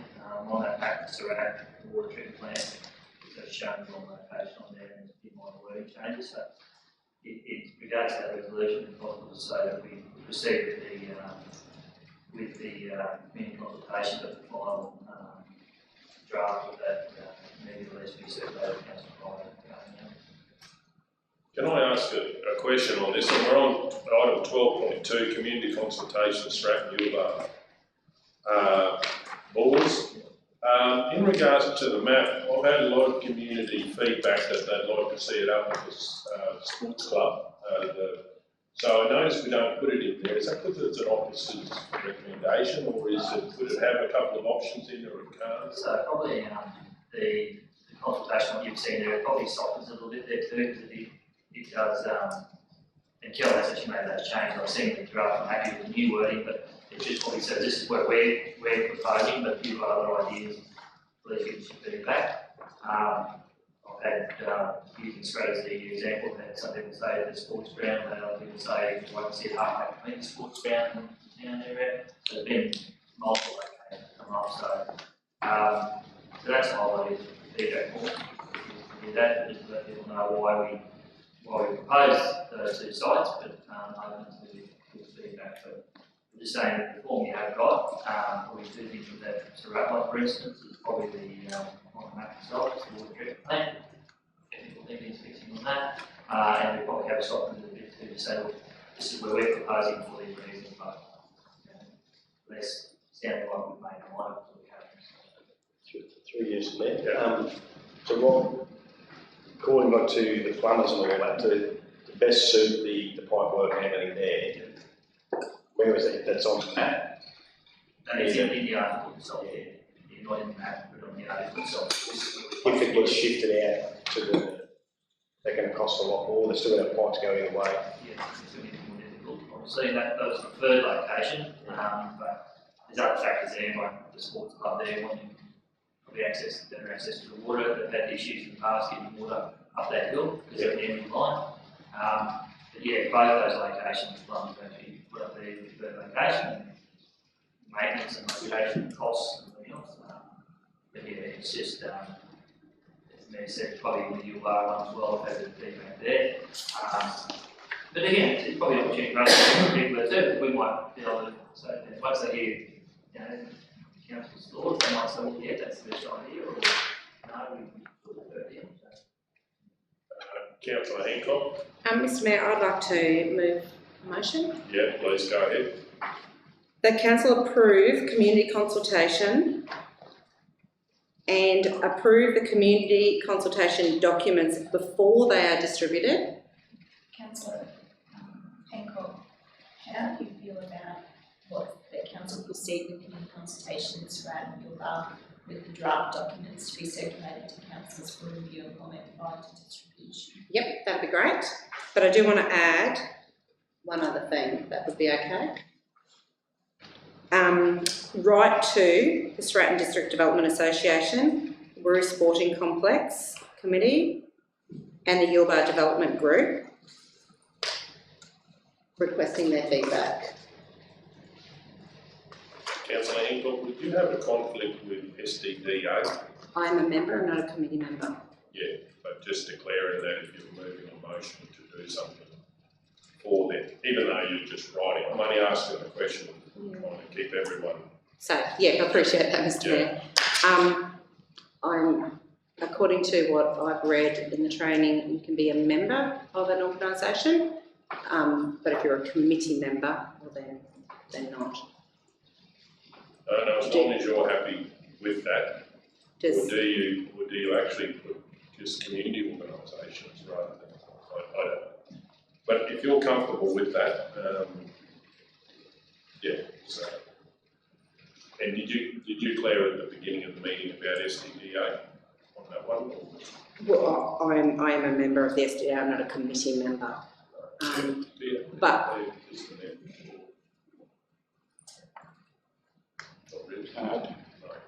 I'm happy not to move the motion, let someone else move the motion. I'm just you just try and, yeah, absolutely. I'm not saying you should be doing anything, it's just up to you, and I think you feel comfortable. I read that if you're a member, you don't. Like I'm with you, like it's just, you're just a member. That's the trouble with small town, you big. Can I ask my fellow councillors? Cal, could you just scroll through so we can see where the resolution is?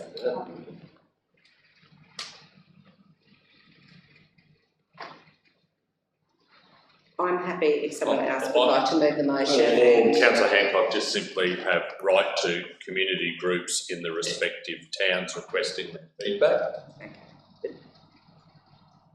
And also sporting groups, because the what do you call it, the rentals, the multi-purpose sporting facilities. That's the Roo Sporting Complex. Yeah. So, and that's sporting, is that community groups? That's all the community groups come sporting under groups, that. there you are. Yeah. So, good. Yep. Thank you, I do appreciate it. Thank you. So when it says, just through you, Mayor, with the, I know you've got a resolution there, but just in terms of the draft documents, is that what's in here, in the report? They're not the up-to-date. Oh, they're not the up-to-date, right, okay. That Director Rob just suggested that alternative wording in the draft documents we circulated to councillors for review and comment prior to distribution, because there has been some tweaks since the agenda was prepared. Right, and Mayor, just, I'm happy to second the resolution if you want to get that going. Yeah. So I'll second it. But can I, and maybe this will be when it comes back for our feedback, but I just note in the draft that's before us, just in terms of the feedback, it says via email, that's fine. Visit council website, fine. That's if you're au fait with electronic means. I know, having spoken to Tammy at the Yulbar store, she has offered that we could have the feedback forms at her business, so that the community members that aren't au fait, and I'm sure there are other businesses in the other towns that would do the same. So I just wonder if we can explore. Through you, Mr Mayor, we are developing a feedback form in hard copy format for both of those towns, which will be circulated, so that you can lodge your form. Yep. You don't have to do it online, because there will be a lot of community members that may prefer to do that. Well, I just wonder if I can, thanks Kel, that's great. For the mover, if we can have a third point, which is identify key locations in the respective communities as to where we can advertise and provide feedback forms for community access.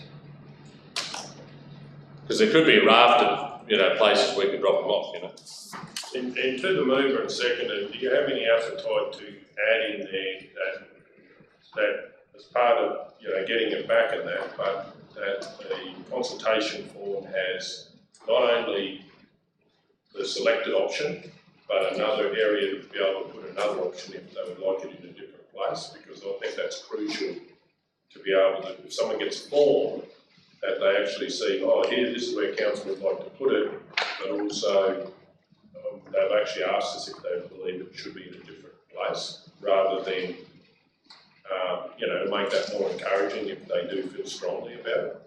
I'm happy to add that in, Mr Mayor, and on behalf of Surat, I already know that there's 2 other options that have been put up that, you know, to be fair to the community, it would be good to advertise those options to get the feedback. Yeah, But I just, yeah, I'm happy to. is the seconder happy with that? Yeah. Options for another opportunity, you know? So that will be within the feedback form that we will see before it goes out. Yeah, correct.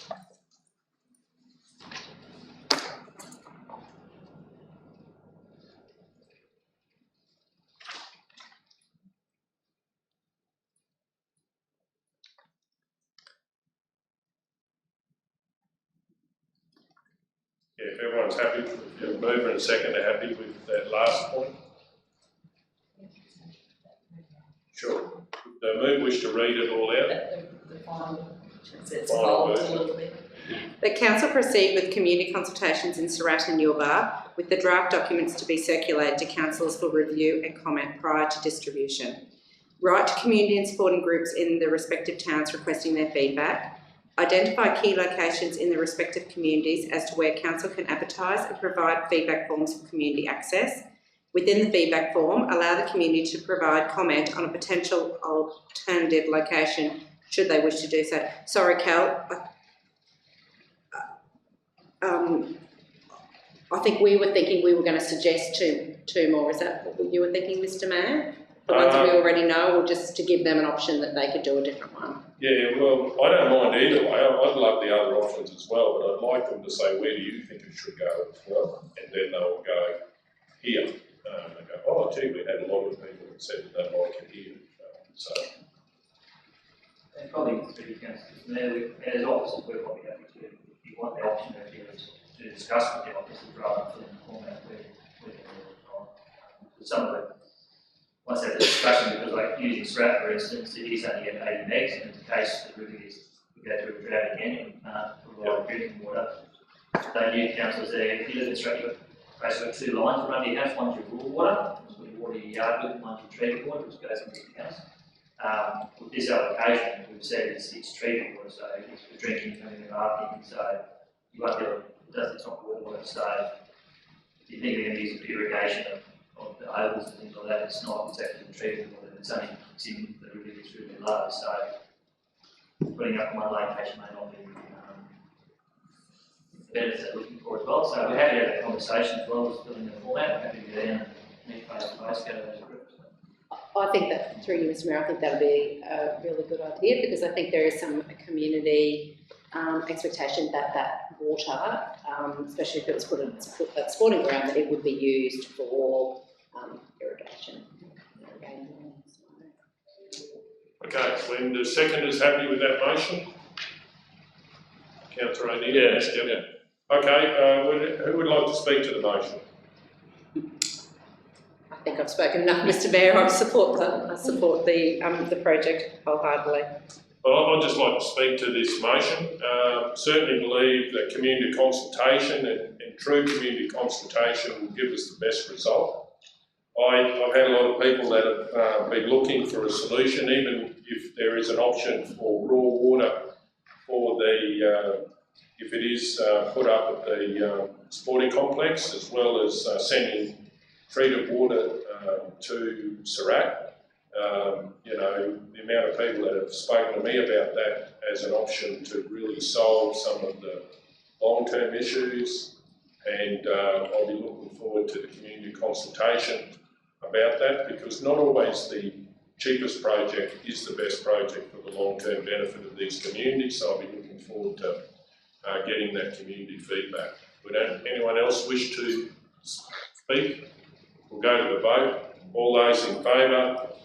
9-0.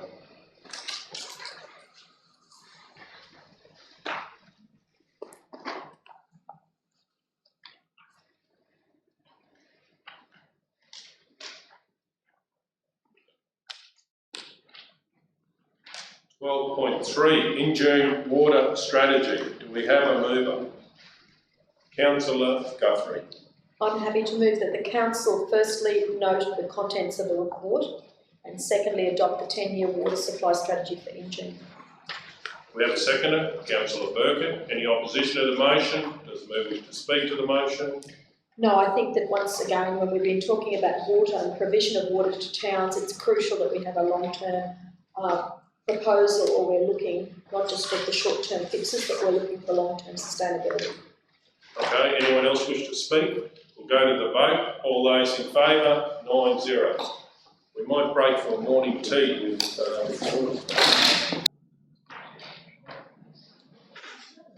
okay, we might resume if everyone's ready.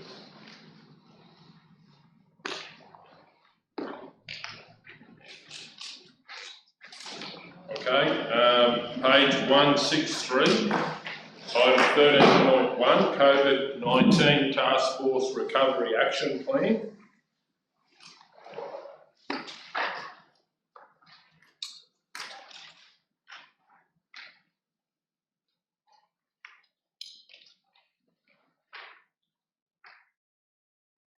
So, please go ahead. Through you, Mr. Mayor. Council, at last meeting, we instructed us through a resolution to go to COVID-19 recovery plan, you take the lead. Of course, we had that meeting last night, which clarified that position. The last thing was that the plan would be developed by our staff across the region in assisting coordination and delivery of the action plan. And also a report presented on the action plan for a regional approach to COVID-19 as to how it would work. So, have not been able to deliver on that report today. Very important to get the results of the survey that we discussed last night. That may affect the action plan. Anecdotal, some of the evidence I've seen of late, I think will push a lot of our recovery work into the tourism sector and the retail sector. And of course, we've had that meeting last night, which further clarified the way you want to handle this and how you want to partner. So that will enable us now to complete that task for you. So, being lead of council for a report to be noted today, and I'll follow up with a further report next ordinary meeting with the results of what we're up to. There's a meeting tomorrow as well, which Director Rob's going to attend, just to clarify for those who weren't able to be here last night. So the COVID-19 task force. Okay. So just got a question. So do you perceive that if there's financial, budgetary, they'd like us to spend a certain amount of money, it would come back to council to be ratified, that expenditure? It would have to, yes. However, if we do meet fortnightly, and there's a number of repercussions here. Yep. Some of the words used last night, can't be fast enough, all that sort of stuff. If they want to manoeuvre, and we will want to manoeuvre with that strategy and change and alter it going forward, if we meet 2 weekly, we should be able to do that in a timely manner. So if the decision's made today, 2 weeks from now, we should go ahead and resolve on council. I don't see a problem with that working that way.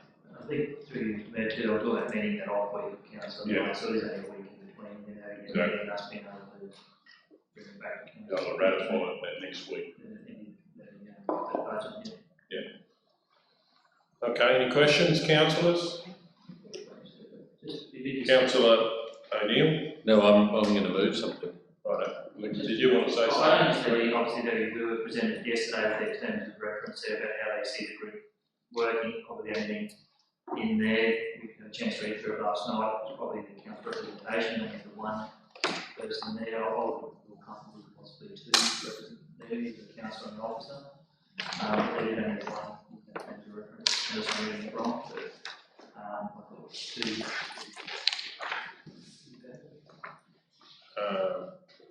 Yeah, okay, well that's interesting. Councillor O'Neill. So I'm going to move that 1, council receive and note the officer's report as presented. 2, a further report be presented to the COVID-19 on the COVID-19 action plan once the results of the community survey are finalised. And 3, authorise the CEO and delegate to negotiate the terms of reference for the COVID-19 partnership and a subsequent report be presented in an upcoming ordinary meeting of council. Can I ask the Director a question in regards to, for instance, my view that we should have all councillors being able to,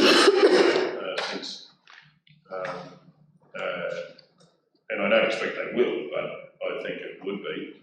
When does council get to decide that? Is that going to come back as part of this what the councillor O'Neill has moved? I think in line with what council just moved there, that the terms of reference be finalised. That means that I will take back the wishes of this councillor in terms of what we see in terms of representation. I think the indications yesterday was when they had their meeting, and they're quite happy to have anyone attend it. In terms of the actual committee, they wanted to their organisation. In terms of attendance at the meeting, I think Shane said yesterday that we're happy for all the councillors to come. But that motion was presented by Councillor O'Neill there is that the terms of reference to be finalised, so there's some things we want changed in that. I'm happy to take that back. So, yeah, okay, thank you. From an officer point of view, Councillor O'Neill, do you expect that we'll be ratifying that before it comes back as per your resolution? Well, that's what the resolution says. Okay, so that's great, thank you. Do we have a seconder for that motion? Councillor Burkett, any opposition to the motion? Does the member wish to speak to the motion? Just to say, Mr Mayor, that I think this is a great initiative that's borne by local community groups. Council must have buy-in on this. I think it's our responsibility to be a key partner and a lead agency around any table that's looking to invest ratepayers' resources into ensuring we're coming out the back end of the impact of the COVID-19 virus on our particular community. And I know that through the CEO, most probably to our director and then to manager, we'll have an appropriate delegate to negotiate the terms of reference that will be presented to us in a week's time for further ratification. Okay, would anyone else wish to speak? We'll go to the vote. All those in favour? 9-0. Yes.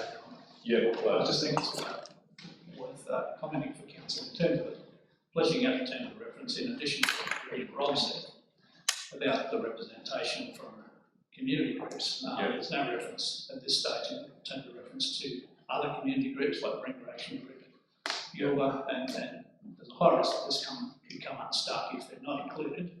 And I don't know at what level they've been engaged. So we'll be in the next week or two trying to flesh out that terms of reference. I think it's really important to cover that aspect of it and make sure it's included in terms of reference.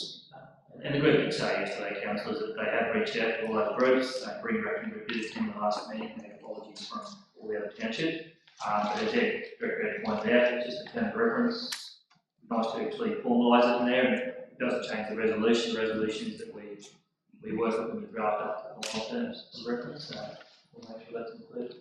And I think the point about suggestion about the LECCs could be involved or through local disaster management. I think it needs to be a truly regional focus as well as having the key partners, obviously that are probably more based in Roma, as well as different ways we can deliver. So I'll be looking forward to getting those terms of reference. Anyone else wish to speak? Okay, so we went to the vote on that. Yep, so that was 9-0. So, okay, moving on.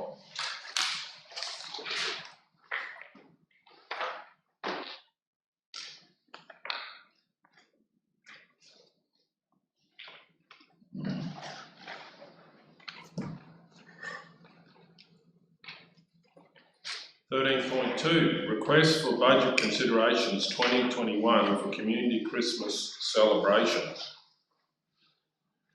I'll make the motion, Mr Mayor, that Council in the upcoming budget deliberations for 2020 and 2021 consider a budget allocation of $15,000 for the communities Qualabilla, Yulba and Surat, $5,000 each, to be used for decorations for the respective towns during Christmas celebrations. Just got a question on this. I know that there was some allocation at earlier times and it seems some areas might have missed out. Have we checked that all the other areas have like working signs that are in good repair and so forth, or could there be some issues that some need updating and so forth for the areas that did receive the original funding and so forth? answer no. And that's a good point, Mr. Mayor, because there was some substantial signage put up in Mitchell, 60, I think, 60 odd banners. Yep. So we haven't done order on that, and thank you, note that. Yep. Okay, so thank you for the information. Okay, do we have a seconder for that motion? Councillor Guthrie. Any opposition to the motion? Does anyone wish to speak to the motion? Can I say something, Sure. Mr. Mayor? I would just like to really emphasise the fact that if there's money being given to one particular setting in the Maranoa, it should be an automatic that all of the towns get a look in. Because when I read this, I couldn't help but wonder, and I'm not sure the historical, but it just seems that there's been maybe some of our centres being left off the list. And I just think it creates a little bit of disunity and a little bit of angst that doesn't need to happen. I just think it should be an automatic if there is an ability to provide funding for a particular purpose. And as was mentioned, even the signs in Mitchell look fantastic. To me, it would be a great idea to be able to give each town an equal opportunity.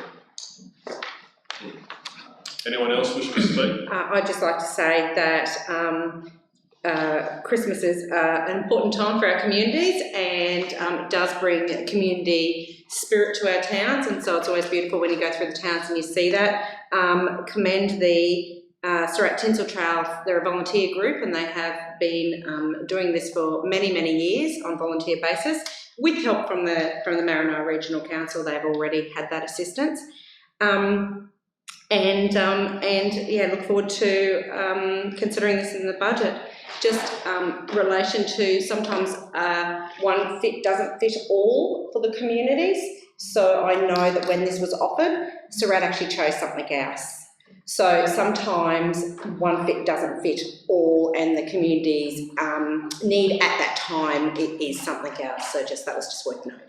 Councillor Sorry, through the mayor. And it's a good point to actually make. I do appreciate you saying it, but there's actually two parts to it. One being invited and then declining respectfully, and then being on the omission.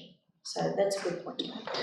Councillor O'Neill. Mr. Mayor, just in light of what Councillor Guthrie has raised, I just wonder if we could locate the original report in relation to the banners that were purchased and what led up to that. I can't in fact remember the finer details. I just, if what Councillor Guthrie has raised is in fact accurate, then the criticism is fair.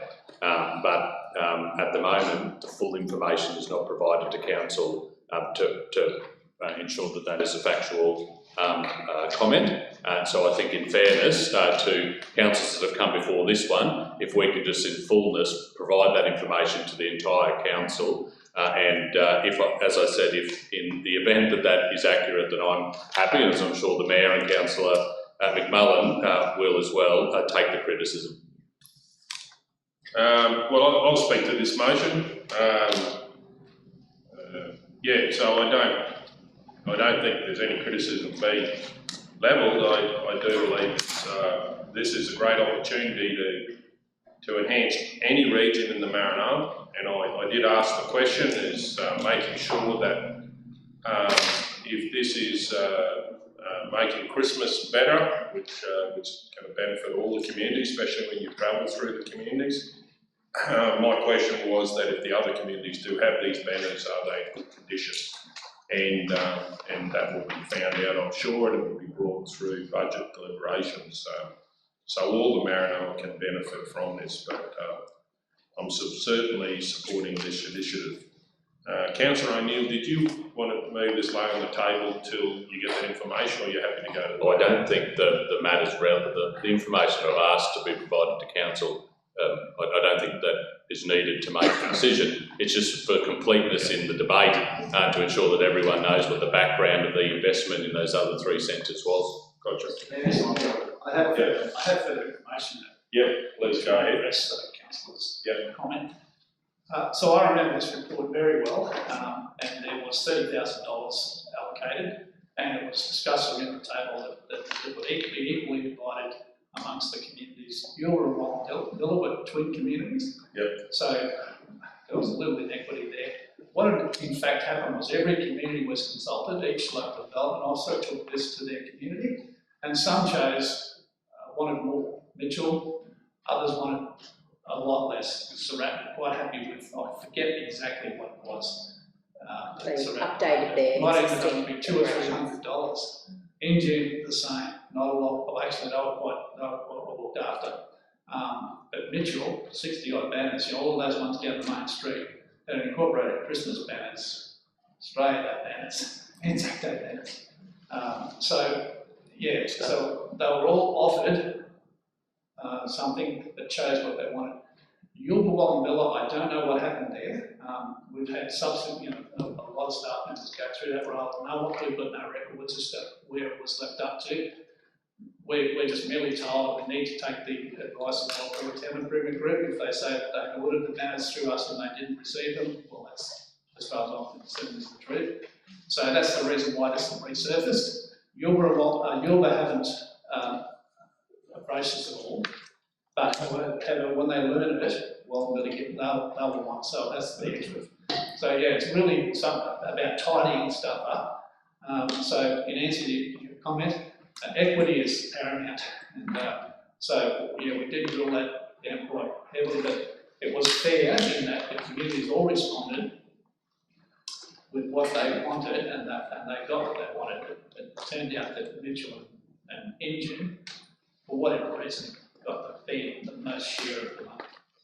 And Mr Mayor, if I can, now that the manager's reminded me this stuff comes to the front of your mind, this was triggered because of Commerce Roma approaching council to partner with them in purchasing a new Christmas tree, and then that triggered a broader conversation about what do the other communities across the region need as well. And I can remember having, it may have actually been before this last term, I can remember Councillor Denton advocating strongly for the banners in June, whereas some people wanted a Christmas tree.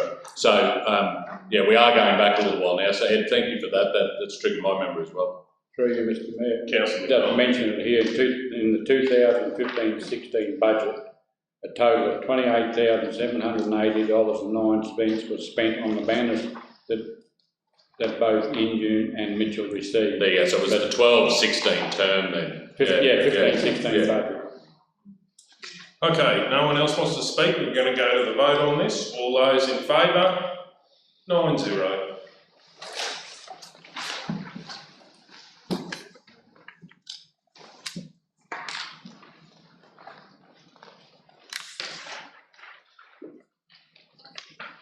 Item 13.3, request permission for characters of in-June stories. We have a mover. Councillor Guthrie. I'm happy to move that the council grant permission for the Cultural Heritage Injune Preservation Society to use the character of Injune stories in the Injune Centenary book publication. We have a second, Councillor McMullen. And is there any opposition to this motion? Does the mover wish to speak to the motion? I would just like to say the character of Injune stories are very, very iconic in Injune, and I think it would be a great loss if they weren't included in our centenary book publication. Okay, would anyone else wish to speak? I'll speak to this. This is a great initiative, and all the good people of Injune are doing a fantastic, as far as chips and Injune tourism, doing a great job in getting the history of Injune together. And for the new councillors, council has provided a sum of money to help in actually doing the book and researching it and so forth. And this is leading up to their centenary. And it is great as we have people move on to grab their stories and keep them in history. Not only for our local people, but also tourism is changing where people are coming and finding their roots, and having those stories is very valuable for people travelling around Australia, as we see even on television shows that are done on this, where do you come from and so forth. So This is fantastic, and I really support this motion. No one else wish to speak? We'll go to the vote. All those in favour? 9-0.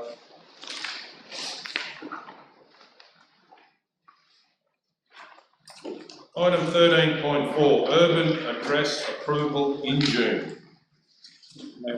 Mr Mayor, I would like to move, but could I ask the coordinator to please explain the difference in the pricing between the quote and the resolution, please? Through you, Mr Mayor, the reflective paint that I've discussed with council staff in the dressing area can only be purchased as a pallet purchase, which is 9 drums. When we approached Injury Mitre 10, they said that the Injury Statesville had shown interest would like a drum to do all the repainting of their danger lines. So what I've done there is I've calculated, so the quote states $1,718.90, including the freight, and over 9 drums that comes back to $286 a drum. So just on a rough calculation with the GIS staff in council, we worked out that 4 drums would cover the job, which brings 4 drums at that cost to $1,144, and then we've allowed $256 as a quote from Sinosaurus for stenciling and for steady brushes.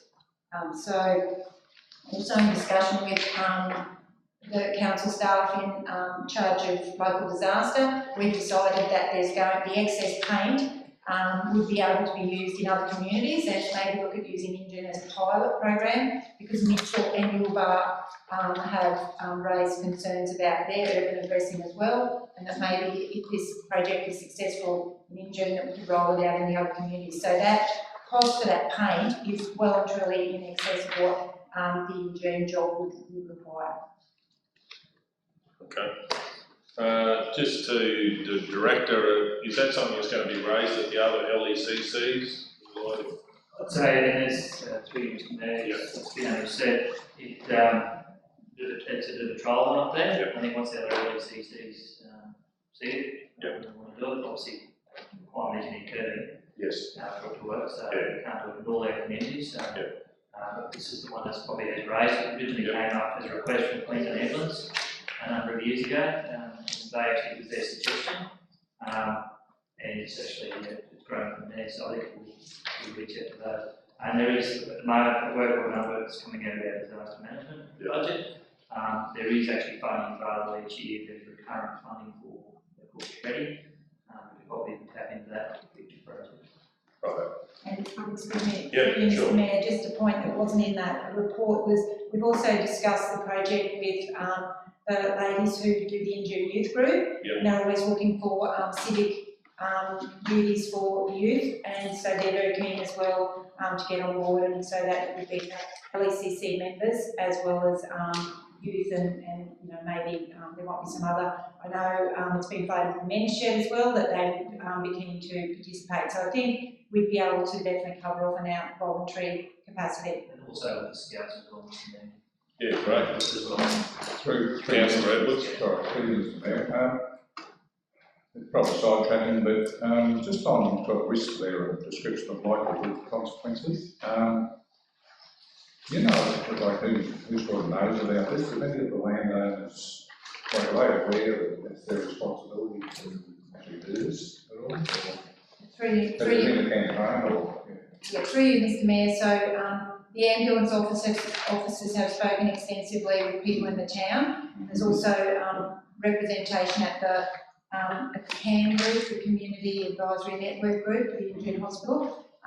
So yes, there has been many requests they understand it's their responsibility, but to date, as I mentioned in the report, nobody seems, they realise it's their responsibility, but they're not choosing to act on it. As well with the Injured Mitre 10 staff, when I spoke to them about this project, they said that they've had considerable requests from community members for reflective numbers and things that can be put on their house for recognition, and that, you know, they sort of talk about it, they probably becomes a concern for them, and then obviously they go about business and numbers as a major issue.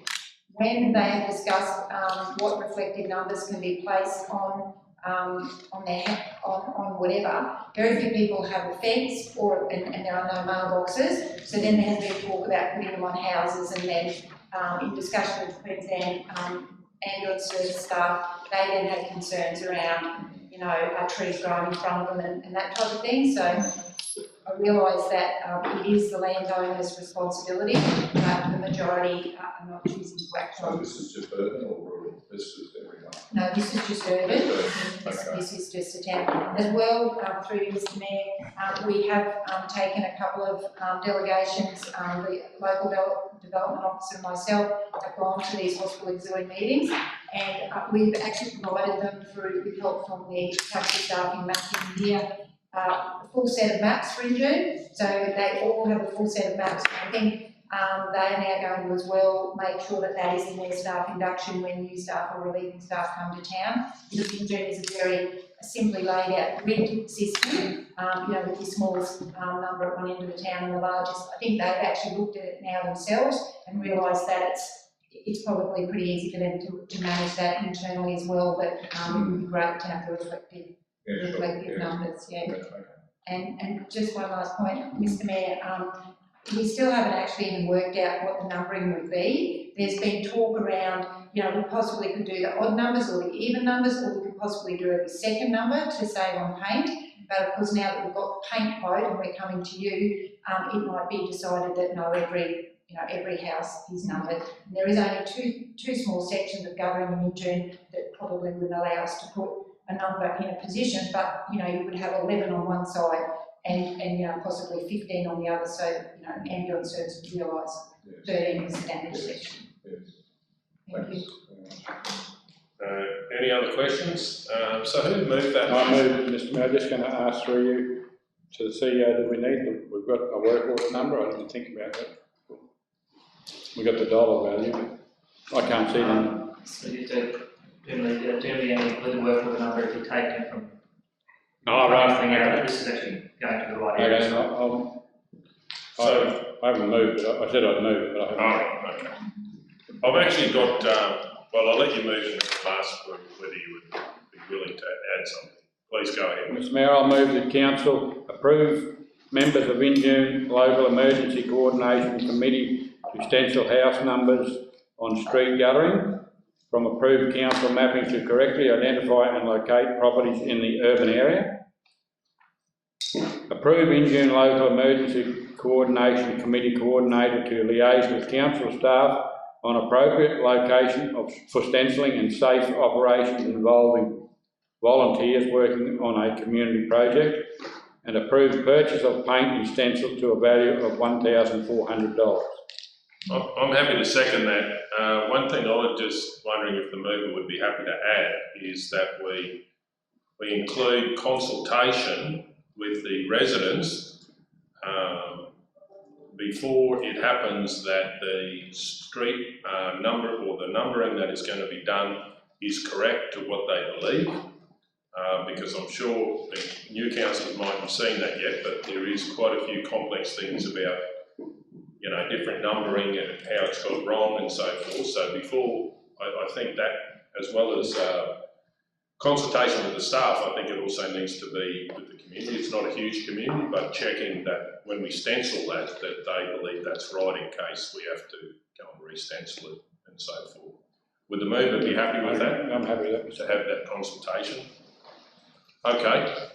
Councillor McMahon, if you felt more comfortable, you could include the words noting that funding is available for these works. Oh, okay, yeah. Because then that way you've contemplated that you're not going beyond what is available. But you just on the end, Director Rob, are you happy with that, noting that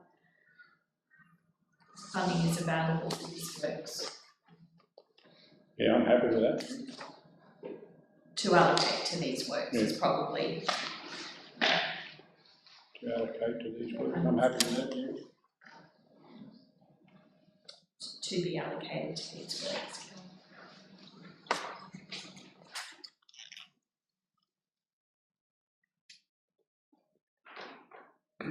And Councillor McMullen, on that last point, so could we have it include a consultation with the residents before the street numbering is started or commenced? Oh, okay, yeah. Rather than completed? I'm happy with that, yeah. Yeah. And you've got a 2 and P there that doesn't probably need to be there.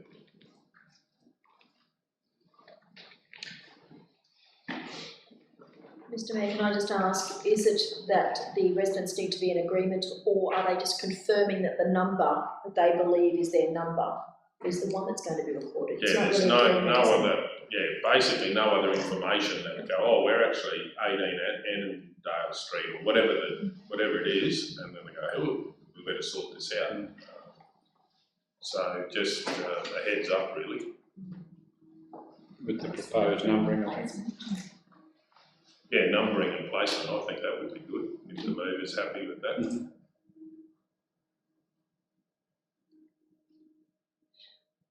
Although I'm saying the placement, through you, Mr Mayor, just to the officer, I guess that would be, you'd want a standard placement of where this number's going to go on each spot, so that the QAS know where to look. You know, it's either near the driveway or to the other end of the driveway, but like I would think that would be uniformed across the project.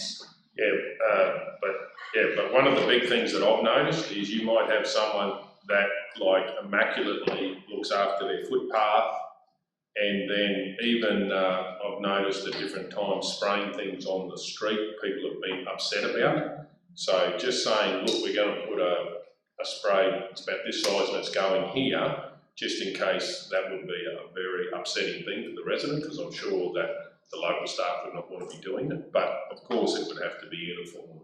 It's just part of consultation. And then they go, yeah, no, I'm happy with it. They told me I was going to do it. They were going to do it. So, and it is, small communities. We just appreciate that consultation. Mr Mayor, so this consultation, would that be, and Fiona, through those volunteers you're talking about, would they do that, or council staff? Oh, just, yeah. Through you, Mr Mayor, I imagine we'll go back to LECC now. Yeah. And will be an opportunity to have a new meeting with our new chair, and we'll discuss that with them. I'm sure QA staff would have some good ideas about, because the request come because these are new QA staff that come from large metropolitan areas and they've seen it work in other areas, so we'll take their feedback first as well as then speaking to the residents. Okay, anyone else wish to speak? Mr Mayor, I just would like to say that this project's close to my heart, and I think that if we can save a life by having numbers that the QAS can see easily, emergency services, that can only be a positive outcome for this community.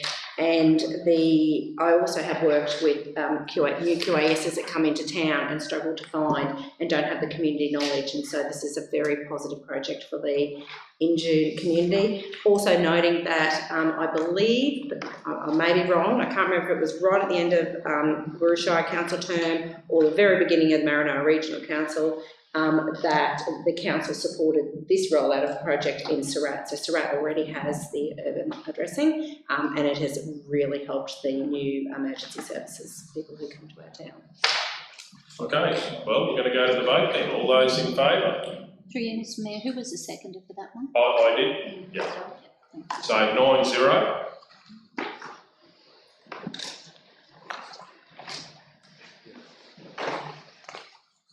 Sorry, and the opportunity for Fiona, I think most of you know Fiona. Fiona's actually the coordinator of sport recreation, so Fiona's based at the Injune office. She's also the area manager up there, and coordinates a lot of the funding and works with all our sporting groups across the Maranoa. But obviously she's also chair of the local LECC up there as well, hence the involvement in this project as well. So for those that don't know Fiona, this is Fiona. I'll definitely be working with council, so thank you very much. Thank you. Mr Mayor, I have a conflict. Sure, thank you.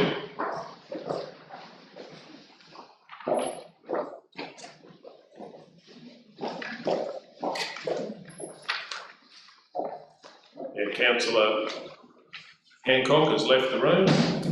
Okay, item 13.5, Mitchell Show Society, Showgrounds Boundary Fence. Yeah, did you have anything you'd like to add on this? Probably, I think that most information is there in the report.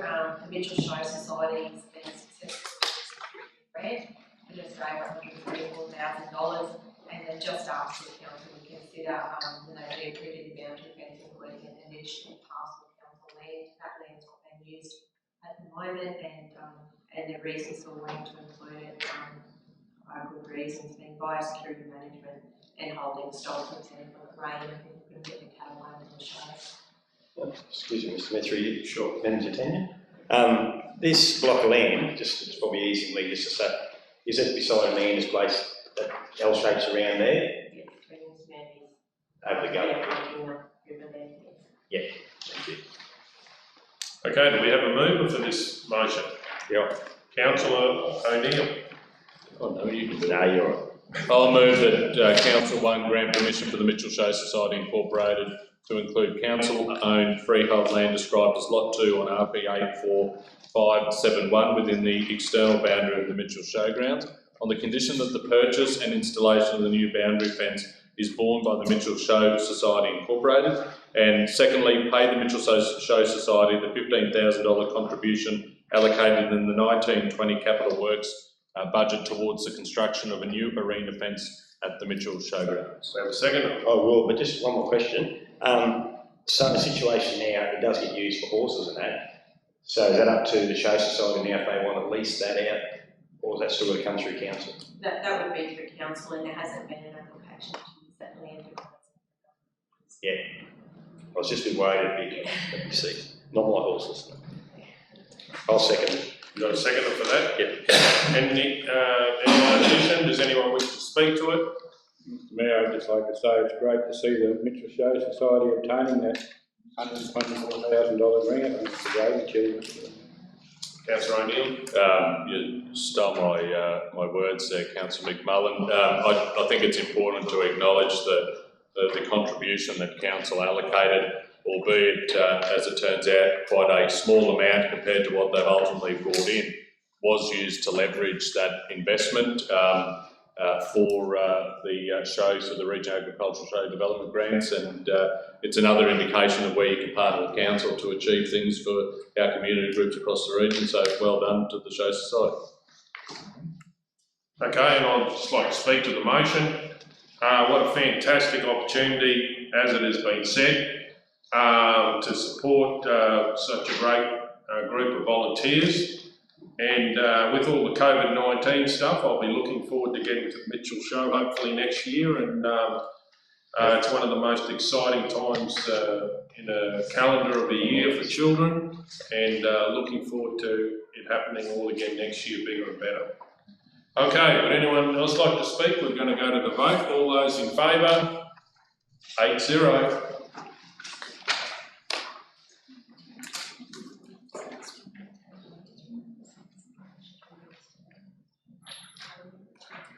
Sure. Okay, item 13.6, request for support, conservation and land management economic stimulus. I'd just like to lay this on the table till later in the meeting. The CEO has advised there might be some advice that's coming. We'll go to, I'll actually wait for... I feel that there's a supplementary email that's coming. Okay. Sorry for not waiting there, Councillor Hancock. We're on item 13.6, request for support, conservation and land management, economic stimulus, page 193. And I'm just about to move to lay it on the table to see further information if later in the meeting as the CEO possibly.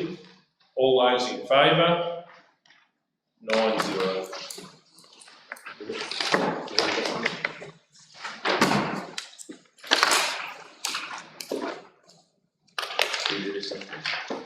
Oh no, we might do close first. I haven't had a chance to read the late agenda yet, but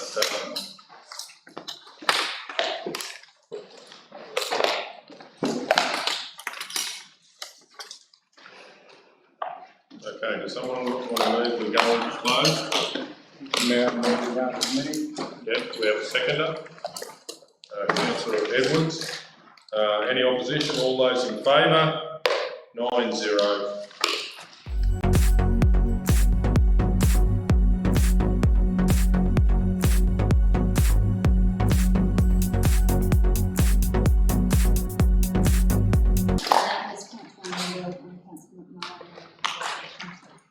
Yeah, correct. As always. It was last time. Yeah, when we get to. You said, Yeah, we'll just shut it.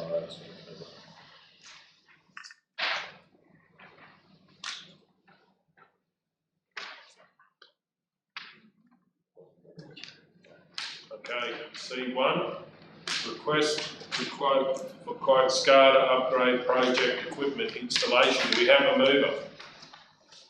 Councillor McMullen. Mr Mayor, I'll move that council select Safe Group Automation Proprietary Limited as the recommended supplier for SCADA upgrade project equipment installation, noting the tender value of $340,619.40, including GST. To authorise the Chief Executive Officer or delegate to enter into final negotiations with the Safe Group Automation Proprietary Limited and form a contract to perform the equipment installation, upgrading and commissioning of council SCADA work if the final terms are acceptable. And 3, council approve the project budget contingency as referenced in this officer's report and authorise the project superintendent to draw down the contingency as if required. Okay, do we have a seconder? Councillor McMullen, Councillor O'Neill, I should say. Any opposition to the motion? Does anyone wish to speak? We'll go to the vote. All those in favour? 9-0.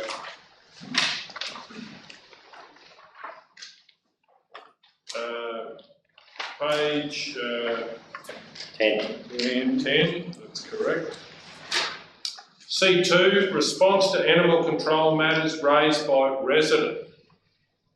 Do we have a mover? Yeah, I'll move. Councillor Perkin. Yeah, that the officer's report be received and noted. Do we have a seconder? Councillor Hancock. Any opposition to the motion? Does anyone wish to speak? No one wish to speak. Let's go to the vote. All those in favour? 9-0.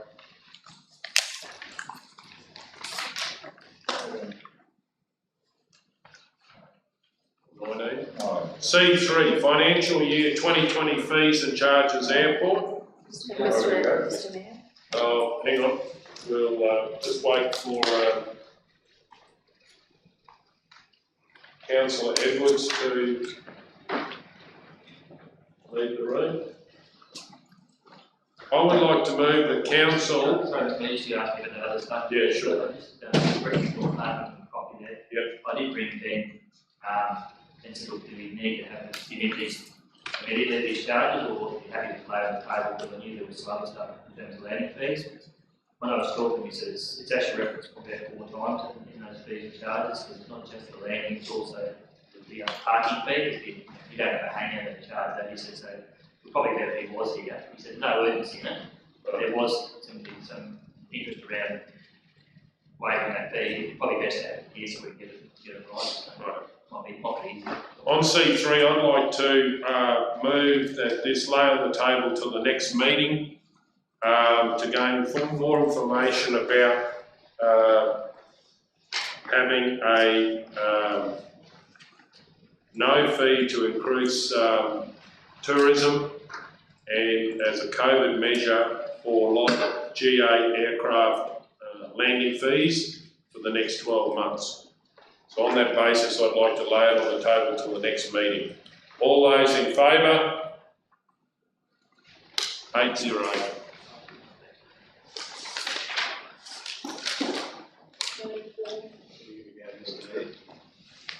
Is that mine, is it? Yeah. Right, I'm out of here. I'll just leave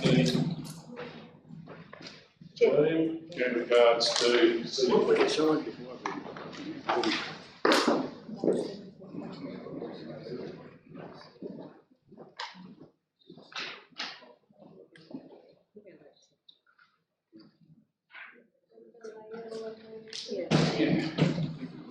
I think we See were. about the subdivision? Yeah. Item C4, council asset, 236 Edward Street, Roma. I'll move that we lay it on the table.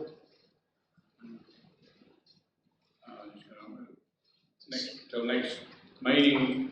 I think we do it next meeting. Next meeting. Yeah, it's called Cameron, so when they did this, the easement over the survey, on survey being done, so we should be able to. Lay it on the table till next meeting to receive a costing on subdivision. Does that sound right? Yeah. I have a second, sorry. You don't need to know. No, all those in favour? 8-0.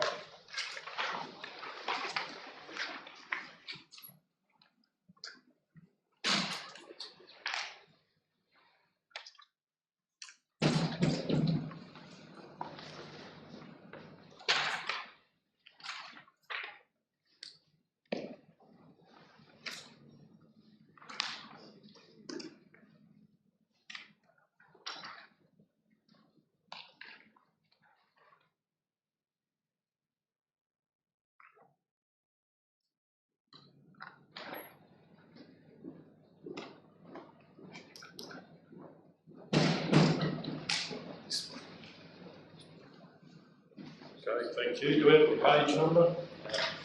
42. 42. Thank you.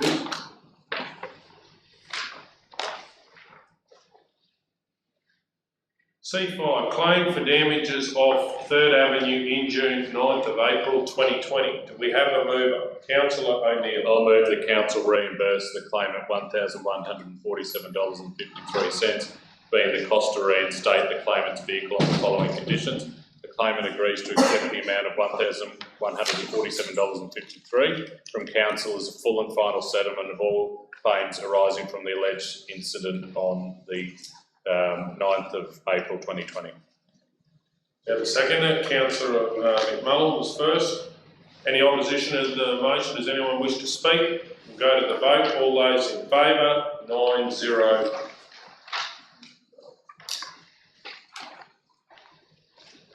C6, page 54.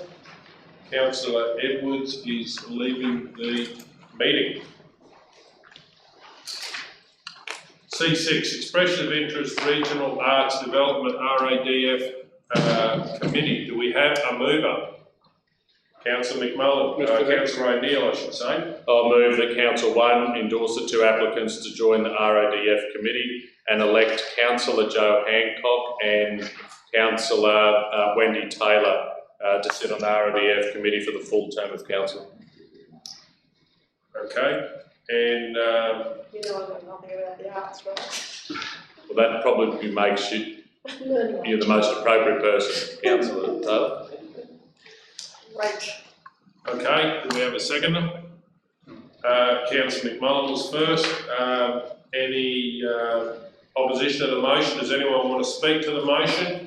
Just to say, Mr Mayor, that this has proven over a long period of time to be quite a beneficial grant that is devolved across our community. I know that the former councillors from the previous terms that I've been involved in have got great value out of participating in the assessment around the regional arts, and I hope council fully supports the nomination of Councillor Hancock and Councillor Taylor to represent council on this particular committee. Councillor O'Neill, just a question. The last term, was it the position for the whole term? It was. It was. Okay, no one else wishes to speak. We'll go to the vote. All those in favour? 8-0.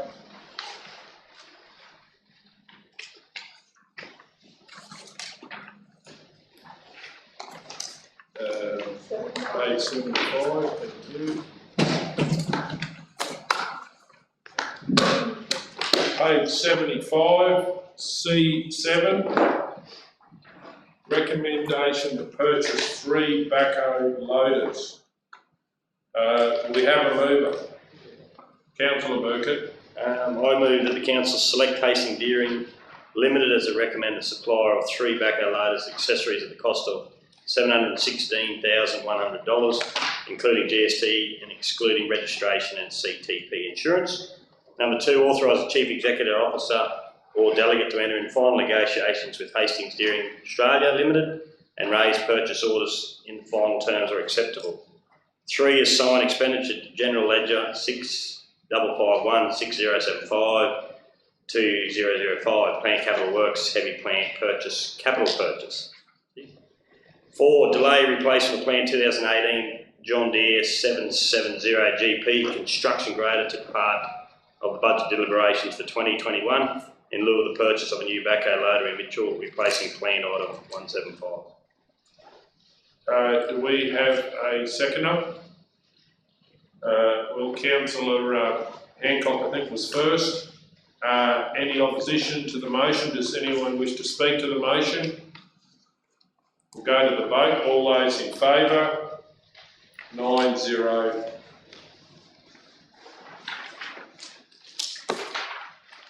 C8, page 92. C8, recommendation to purchase 1 5-metre front end loader. I would like to move that this lay on the table to the next meeting, general meeting, to receive advice on future priorities. Yeah, I think I'll just leave it at that. Ordinary meeting, at the next ordinary meeting. So the priorities are what, sorry? To get future financial priorities. On fleet? Generally to do with future budget and current budget. All those in favour of laying it on the table? All those against? 8-1 if I call for a division.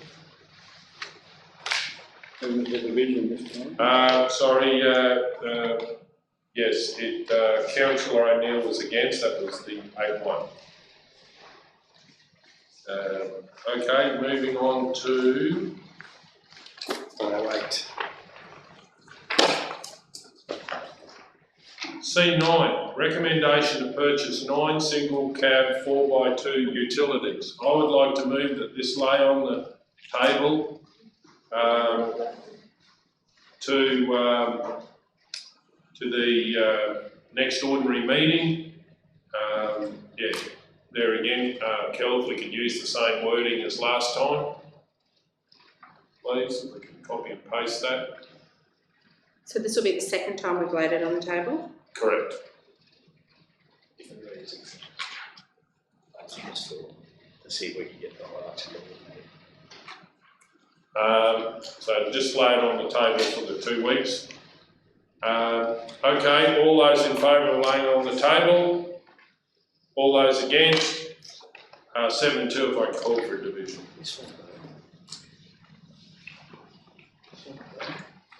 Okay, moving on to C10, page 124. C10, 171 Alice Street, Mitchell, design for replacement residence. Do we have a mover? Councillor Burkett. Yeah, I move that the council approve the design for the proposed new residence to be built at 171 Alice Street. Mitchell has presented and called tenders for the construction of the dwelling, with one alteration looking getting level from the 2012 flood and accommodate the height of the building. Is that an increase? So it would be increase, yeah. Increase on top of the flood levels. Okay, I'll second that. You happy with that wording? Oh. Would we say one alteration to the tender document, or would you have to say that? So could we bring it back to the next meeting to check that, or do you want it back? Barely, we're pretty well practiced at working at low heights there in provincial, so we'll be able to work on that before. And make sure it's higher than. Would you have? Brilliantly, it's the floor height about 300 higher. Because some of the local advice was it was pretty high there, so. Yeah, I was there when I was over there. Should that be finished with if required? Well, going on that height, I think it will be required, but we can say if required. You happy with that? That'd be to avoid the floods. That's the reason we're doing it. Yeah. To avoid future flood. To avoid future floods. To minimise the To risk minimise the risk. Future flood. of above floor inundation.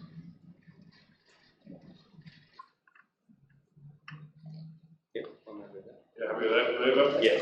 I'm happy with that. Any opposition to the motion? Does anyone wish to speak to the motion? We'll go to the vote. All those in favour? 9-0. C11, page 167.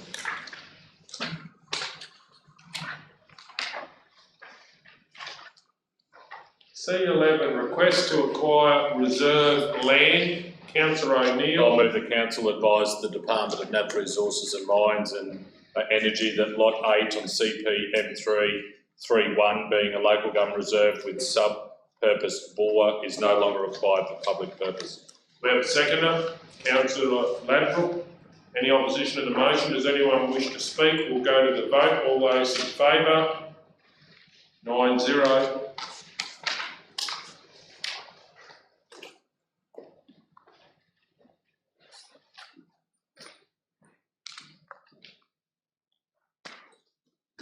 C12, application, sorry, just wait for Councillor Hancock to leave. Application for permit to occupy part of the reserve lot 124 on EG 247. I would like to move that council support the application for a permit to occupy over a camping and water reserve being part of lot 124 on EG 247. And two, and that's all I need to say, I think. Do we have a seconder for that? Councillor McMullen. Any opposition to the motion? Does anyone wish to speak to the motion?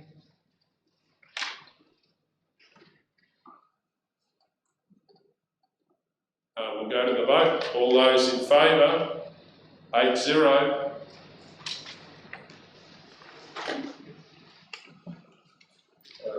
Councillor Hancock. C13. Excellent, thank you.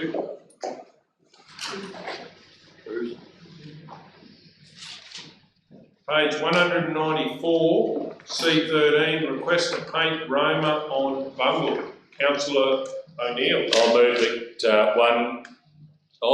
that council paint the interior of the Roma on Bungle Gallery while the facility is closed due to COVID-19 community gathering restrictions, and to accept the co-contribution offer of $2,000 from Roma on Bungle Gallery Incorporated. We have a seconder, Councillor Guthrie. Any opposition to the motion? Does the Mayor wish to speak to the motion? Just to say, Mr Mayor, that again, this is a good example of a partnership with a very proactive community group. The Roma and Bungle Gallery do a fantastic job down there, and if we can value add to the facility while COVID-19 restrictions are in place, and I think that is a positive of the current situation. Okay, if no one else wishes to speak, we'll go to the vote. All those in favour? 9-0. Okay, moving on to... Sure. You only get half paid.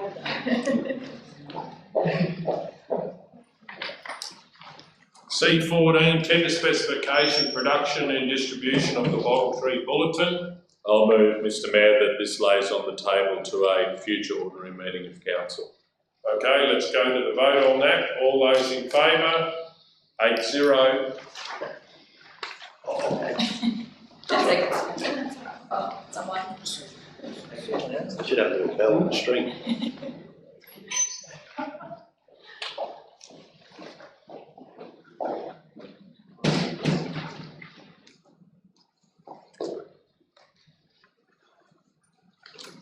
Page 212, C15, Southwest Regional Road Group Program Change Request, Councillor McMullen. Mr Mayor, I'll move that Council 1 receive and note the submitted program change request to the SWRTG to amend the funding allocation of the Russell and East Street Upgrade Project and the Mount Moffat Rehabilitation Project under the 2019-20 and 2020-21 Transport Infrastructure Development Scheme Program, and 2, endorse the above mentioned change to allow the full 2019-20 funding allocation provided to Maranoa Regional Council under the SWRTG to be expended by 30 June 2020. We have a seconder, Councillor Edwards. Any opposition to the motion? Does anyone wish to speak to the motion?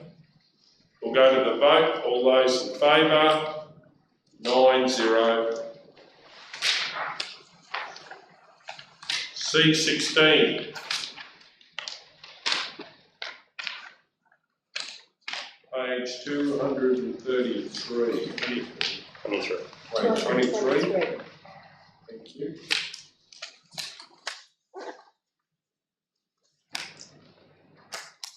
C16, addition to the road register unnamed road of Freeman's Road.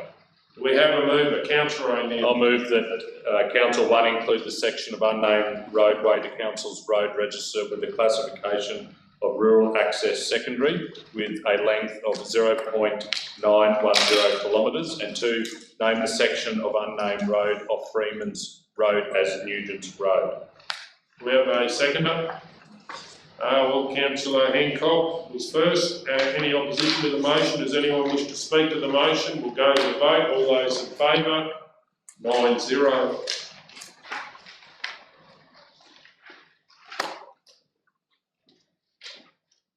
C17. Councillor Ladbrook is leaving the room.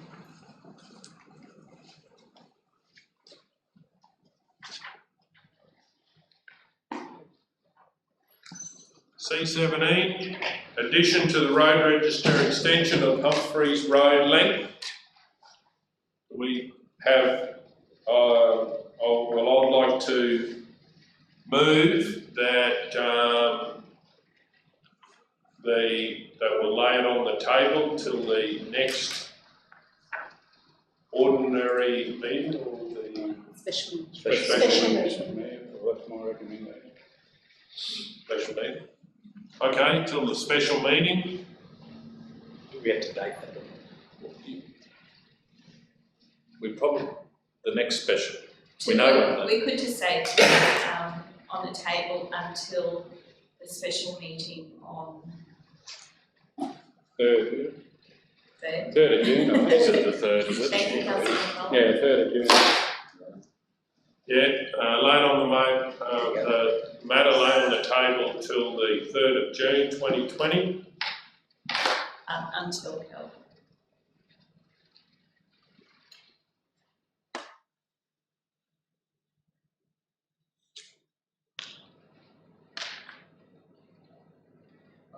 Could we say that the matter lay on the table and form part of the agenda for a special meeting on the 3rd of June?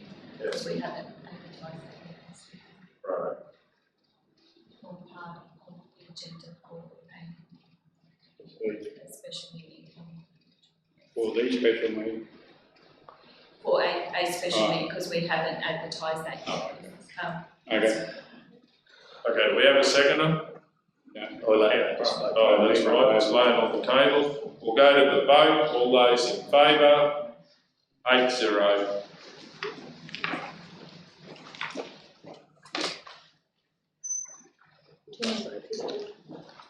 Thank you. Page 250. wait for Councillor Ladbrook.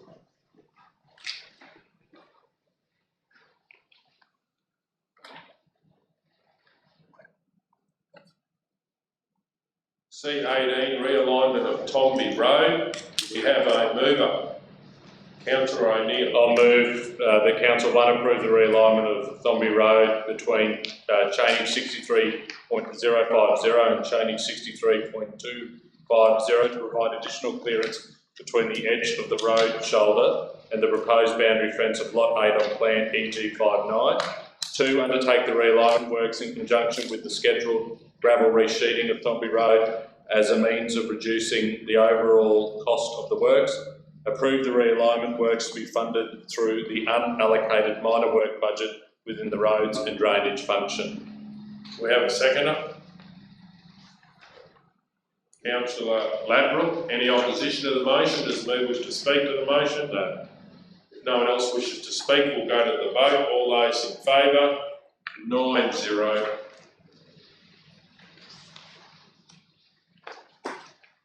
Page 260, C19, addition to the road register, unnamed road on Roma Southern Road. Councillor O'Neill. McMullen. Oh, sorry, Councillor McMullen. I wasn't looking, I thought, okay, Mr Mayor, I'll move that Council 1 include this section of unnamed roadway to Council's road register with the classification of rural access secondary with a length of 1.190 kilometres. 2, name the section of unnamed roadway of Southern Road, Roma, Joe's Lane. We have a seconder. Councillor Taylor. Any opposition to the motion? Does the mover wish to speak to the motion? Does anyone wish to speak? We'll go to the vote. All those in favour? 9-0.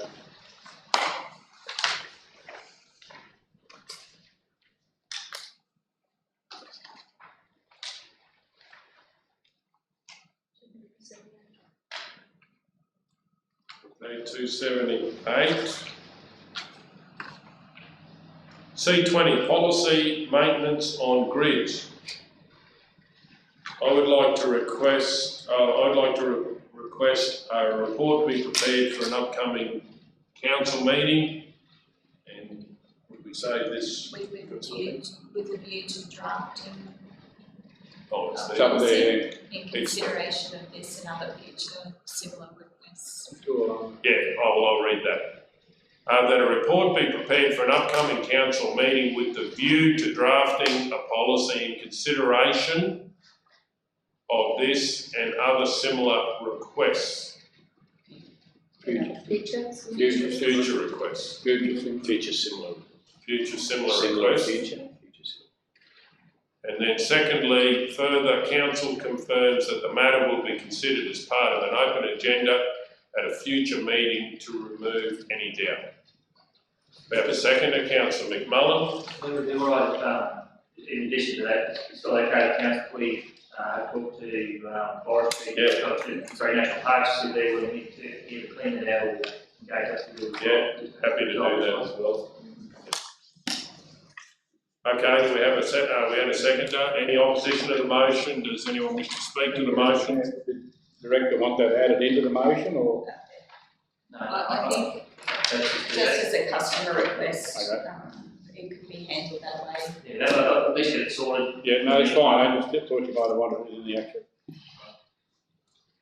Okay, if no one else wishes to speak, we'll go to the vote. All those in favour? 9-0.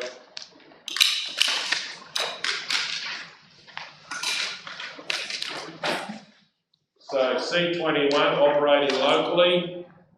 I'd like to move that the Chief Executive Officer be authorised to update Maranoa Regional Council team members and their representatives that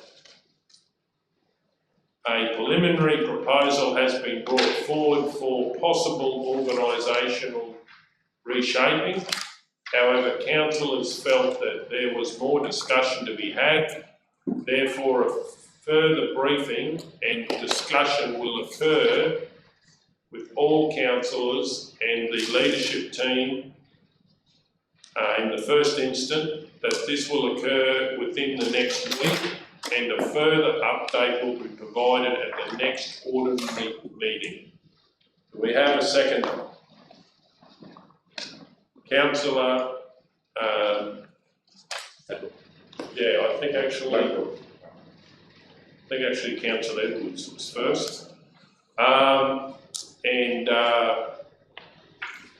is there any opposition to the motion?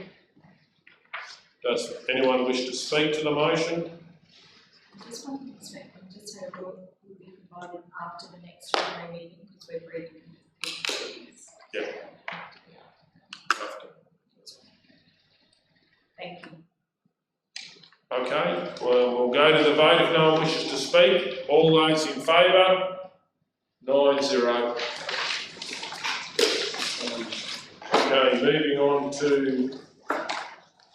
we've got a late item. What have you got first, Kel? Late confidential would be ideal.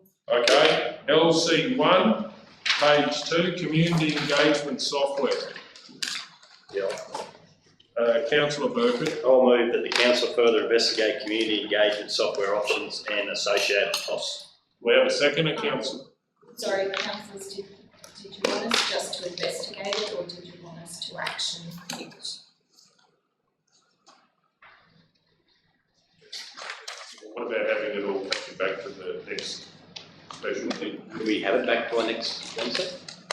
So if council gave the go ahead today, then we would effectively start working on it as soon as we could engage the company. Okay, well, yeah, I'm happy to change that. What does it read now? Instead of investigate, change it to go ahead to them. Well, why don't you put investigate and action, the introduction of community. You need to have a look at the funding cost. What is the cost? We've got it. We know. So investigate and action.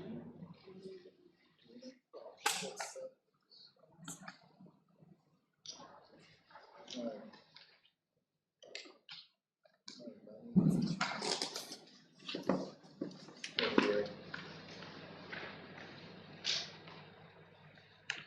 we have to go a cost parameter or what? yes, so it would, the budget would be, let's say a budget of 20, which includes, would be sufficient. If it's more than that, councillors will come back to the meeting. But if we can do it within that. So the other thing to be mindful of is that we've identified the product based on other local government councils' experiences that we think will meet our council's needs. So there would need to be an exception used, which is section 235 of the local government regulation. Which says that a local government may enter into a medium-sized contractual arrangement without first inviting written quotes or tenders if the local government resolves that because of the specialised or confidential nature of the services that are sought, it would be impractical or disadvantageous for the local government to invite quotes or tenders. Come against that exception. It's a big exception. I hope you remembered all that. Through you, Madam CEO, laying this matter on the table until the special meeting next Wednesday would only have the implication that it's delayed, yes. Correct? Yeah, so if council would like more detail or We'll know costing. That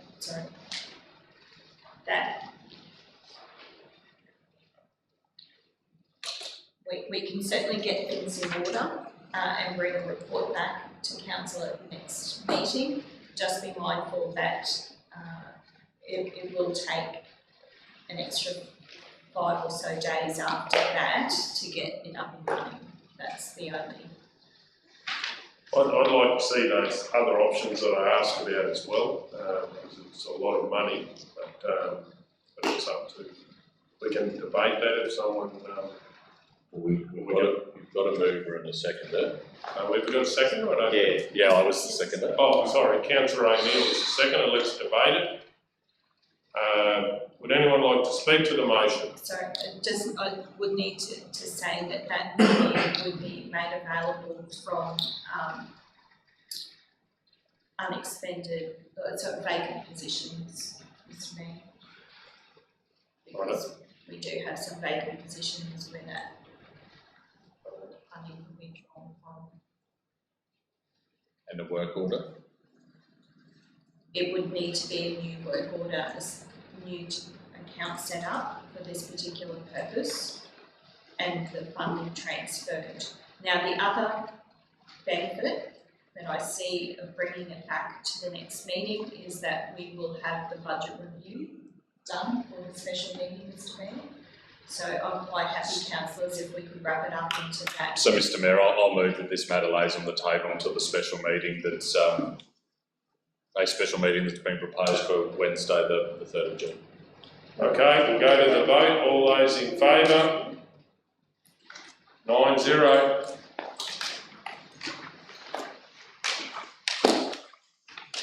Okay, is there any other business, council? We've got a couple to go, don't we? Yeah, There's so a what's late the numbers? Late There's a over. One late on. Open one. Oh, yeah, we'll do that one. Is that all right, Kel? 13.6.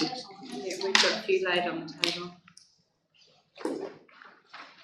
Well, you tell us which one you like next. Late open is good. Okay, so it's page 2, L1.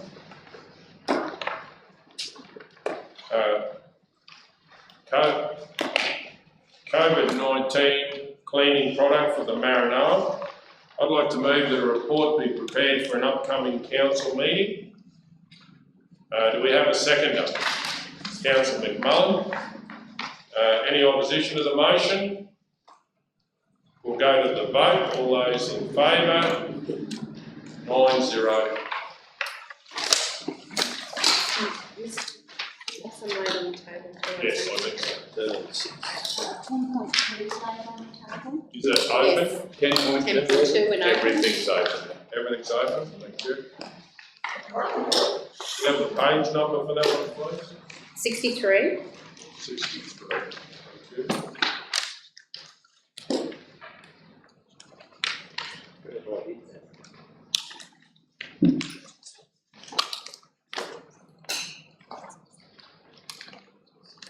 So I think we're waiting on some information there. Or was it wording? I think I asked for, Clarifying when that might occur. well, it was just, in this case, I laid it on the table. Oh.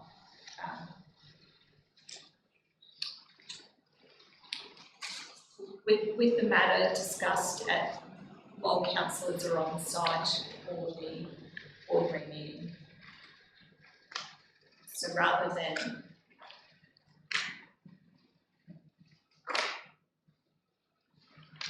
pinning it down to the Friday before the Wednesday, is that while we are all here at the meeting together on the Wednesday, we can talk through about what might be useful to form part of that briefing.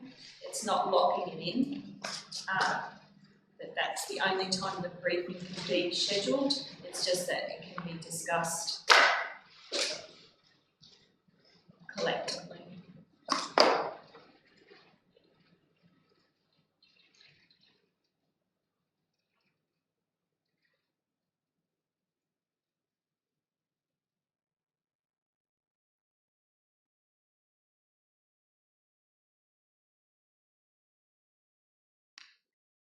So we'll be discussing that at our ordinary meeting.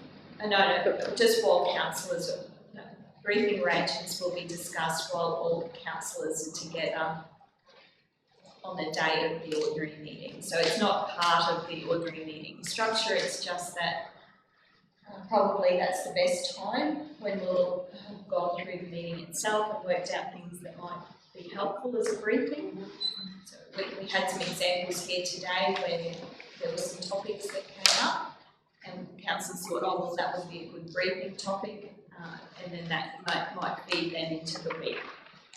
And so through you, Mayor, would we then expect that staff would also, through yourself or the directors, put forward what briefings staff would like to have with councillors as well at that same point? If we word it that way, it's discussed, it's not locked in. So if something happens within the next couple of days where something emerges, then it still gives us the opportunity to schedule that briefing. I suppose my point is that we don't know what we don't know, and often the staff will have a topic that they would like the table for us to have a briefing on. Is that the mechanism in which that will be tabled to consider whether there's enough on the agenda to have a briefing session? Okay. And the point I'd like in there is that, and the decision to have a briefing will be the majority view of council. So I'm happy with that ask at the meeting like we are now, and find out the majority view of council is when they want that briefing. Or, you know, that day of briefings, whatever it is. I guess if that's going to be the case, then we probably do need an agenda item at each ordinary meeting, Mr. Mayor. If there is going to be a majority view and a vote as to whether that briefing occurs or not, perhaps we need to have a standard agenda item. Well, yeah, either that or I think in the old time we used to email in and say whether you know, So Mr. Mayor, I suppose I'm no clearer at 20 to 7 than I was at 9:10 this morning. What you're proposing is for councillors by majority to decide on whether the topic that's being suggested should be a briefing, or whether the briefing itself in terms of the time allocated is to go ahead.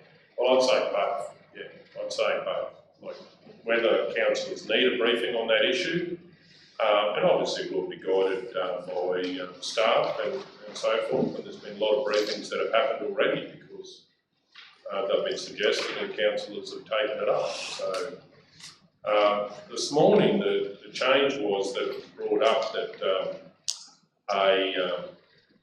something might have come up outside past Friday and we couldn't do it today. You know what I mean? So do we have the So if we leave it that briefings are discussed, briefing arrangements will be discussed with while all councillors are together on the day of the ordinary meeting. The question then is, do you want? We don't know the agenda of the next meeting to know whether we need a briefing of something that's coming up at the next meeting. There were probably maybe half a dozen topics, I think, today where they were more briefing than the decision making of the day. So it's almost like we could have the pen and paper beside us, oh, that would be a good briefing topic, and actually settle on that for the next week. So that way we're not having a lengthy council meeting, that we can quickly identify a briefing topic and then move on to the next item. But through you, Mr. Mayor, it seems a bit back front to me so we're going to lay things on the table so that we can have a briefing to then bring it to the next meeting. Why don't we have our briefing before the meeting so we can make a decision at the meeting? And debate at the meeting. And debate. Briefings are really important. We found that they're really important. And I'm just concerned our meetings are going so late because we're having briefings within our meetings. So I'm just concerned that we need to be having that before the meeting so we can make a decision at the meeting, otherwise it's going to be a longer process for the community. the policy terms that we to update on the frequency to include the following word.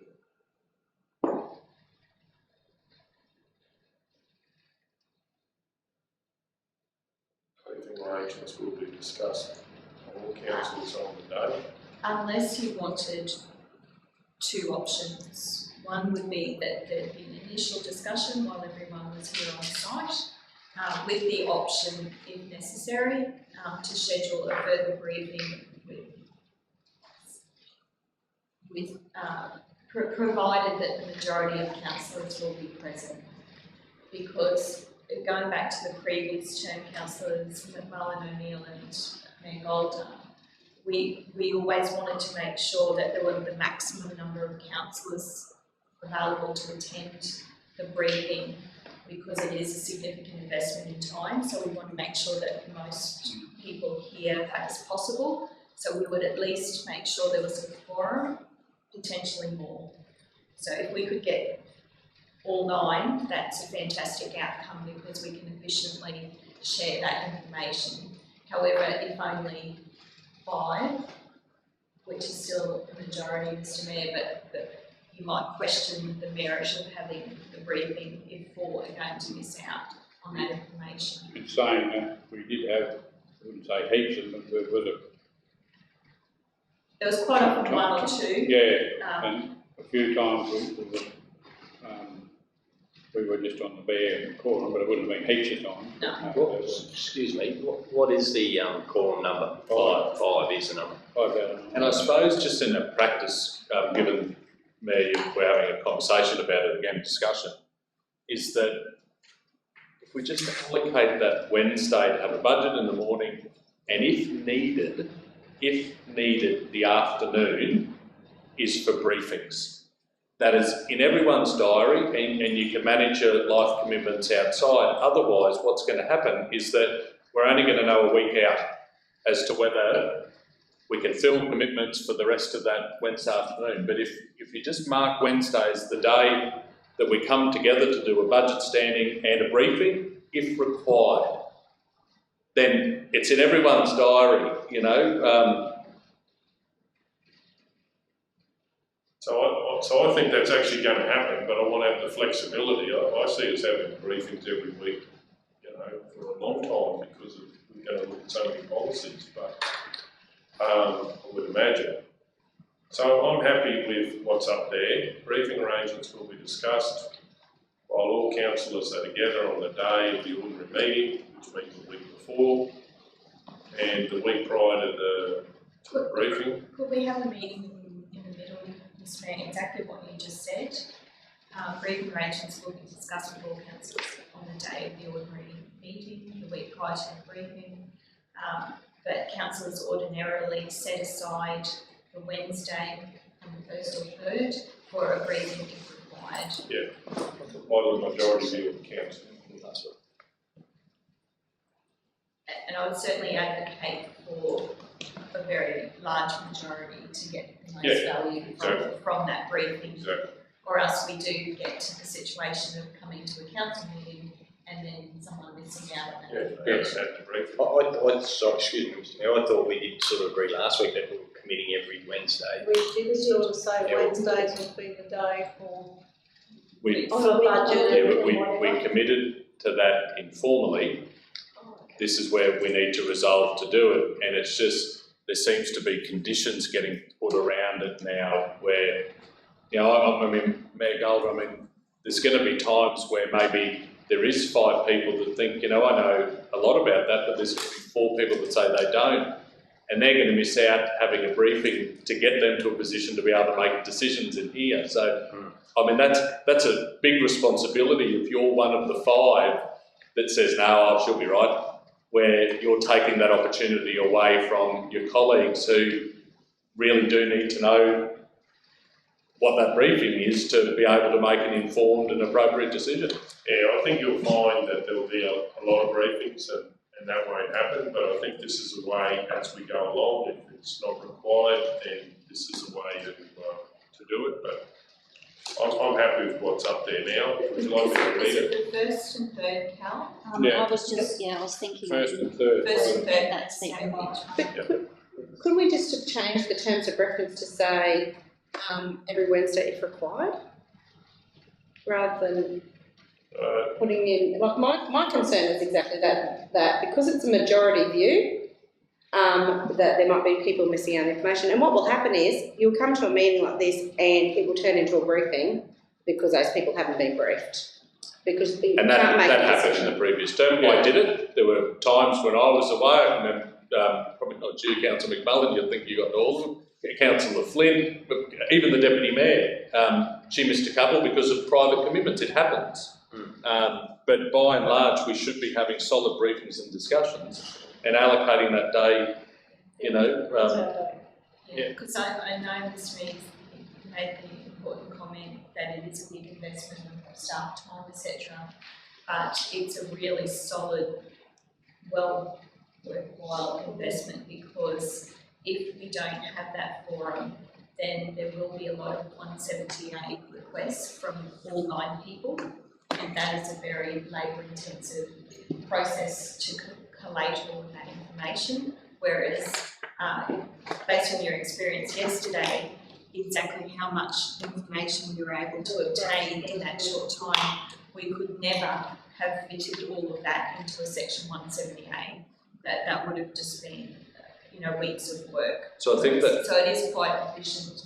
Mayor, I was going to make that point because if it all turns to 170As, the workload behind the scenes is still there. It's just hidden from public view. Whereas when we're coming together, people know that we are committed to coming together to, have those briefings and discussions. Because we could have had the briefing yesterday on the big rig independent of one another, but I'll tell you what, the conversation that happened around it was of real value. I know Councillor Taylor, you mentioned it before, how valuable it was to you. So. Yeah.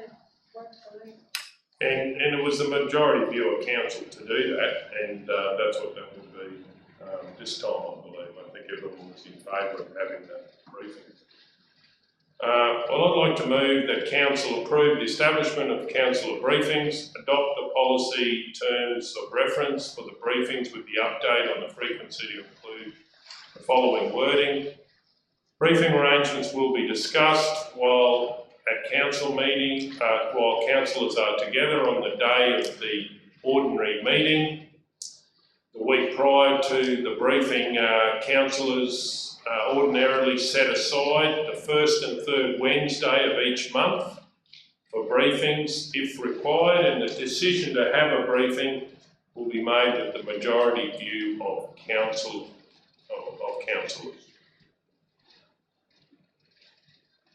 Okay, so is the seconder happy with that? Yeah, I was down for second before. I'll second it. Okay, would anyone speak? I'll speak to the motion. This is an opportunity for exactly what has been requested to happen, but it has the flexibility over time. If the workload does shrink and we don't need to have as many, we have the flexibility rather than just being scheduled. And but I can see that we will be here every Wednesday having briefings for a considerable amount of time with the new council, and very much to do with COVID-19, as well as many other things that councillors would like briefings on. Would anyone like to speak against the motion? Okay, would anyone like to speak? We're going to go to the vote. All those in favour? 9-0. Okay. Any more? 10.3. 10.3. What page do we have? 72. 72.